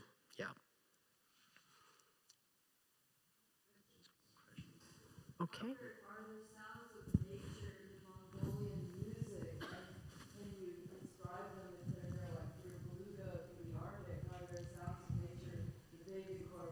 Yes, beautiful question. And in fact, you can tell that music all came from nature. So what we're doing in a way is, oh, yes, the question is whether there are sounds in Mongolia, in the natural landscape of Mongolia that were incorporated into the Mongolian music. And the quick answer is yes. In fact, that natural landscape is what informs and enriches that music. The vocabulary for the Mongolian musicians to talk about music is full of references of nature. They, when we talk about vibratos, we talk about the strings, how your finger move on the strings and all that kind of things. Very technical stuff. For them, it's very poetic. They use allusions to wind, water, birds, these things to describe what you're hearing. And a lot of times I think those are perhaps even more provocative, even more precise in the sense that it provokes a very particular sonic image that you can use to perform music. And it brings everything to life. Instead of telling you how fast you need to do this trill, they say, okay, flip it like a bird. Suddenly it becomes something that is very organic and beautiful, right? So yes, it's full of references to nature in their singing and performance, but also in the way that they describe and discuss music. Yes, thank you. I want to take advantage of the proximity of some of your colleagues because you talked about the happy hours that you spent with them. Now, I know all of you as faculty members are under pressure to produce and to think and to do all sorts of things. Tell me what brought you back over and over again to these happy hours? What was the magic, sort of the song, the magic juice, whatever, please, if you could all just hold forth briefly. That's beautiful. I think you've heard me talk enough. Why don't we let Josh talk a little bit more, Zachary? Yes. All right. Sure. I can answer that question. I'm Josh Jones. I work here at UC San Diego at the Scripps Institution of Oceanography, like Lei said. And my mentor is in the room, John Hildebrand, and there he is. John in his group has developed the means of recording sound continuously underwater, basically forever, in lots of places. And so we have maybe 400 years of continuous underwater sound recordings. And we call those data. We spend a lot of time computing to draw inference from them. When I was introduced by John to Lei, we sat with 30 seconds of sound. And we had a conversation that lasted 4 hours. and what you found, and the care that you held that 30 seconds of sound with, and your just limitless interest in just getting into all of the details of that sound was probably one of the most pleasurable listening experiences of my career. And so anyway, every time I have coffee with you, we sit and we listen to a little bit of sound and much more. Thank you for... Wonderful. A beautiful epiphany. Yes. Thank you. On that note, let's... I think we can proceed with the performance. Yes, lovely. Let's welcome the players to the stage. Oh, sorry. Bob, yes. Is this on? Yeah, thank you. I have a question. This is Bob Hauser, University of Wisconsin-Madison. I have a question about one of the most eminent members of the APS ever, the late Walter Monk, who was elected to membership in 1965. And Mary, of course, is here now. And my question is whether he was ever involved or interested in the kind of work that you have done and your colleagues with respect to sound underwater. I don't think I'm the best person to answer this question. I know Mary's right here, and Josh. Maybe we can pass this to Mary. Yes. Thank you. Well, Walter was from Vienna, and music was his passion. He had perfect pitch, and the few times that he was able to hear Lei Long, he was thoroughly engaged and enjoyed because it was so unique, and of course was acoustic from the ocean, which was his other passion. Thank you. So, without further ado, Yes, please. please. Let's welcome the musicians to the stage.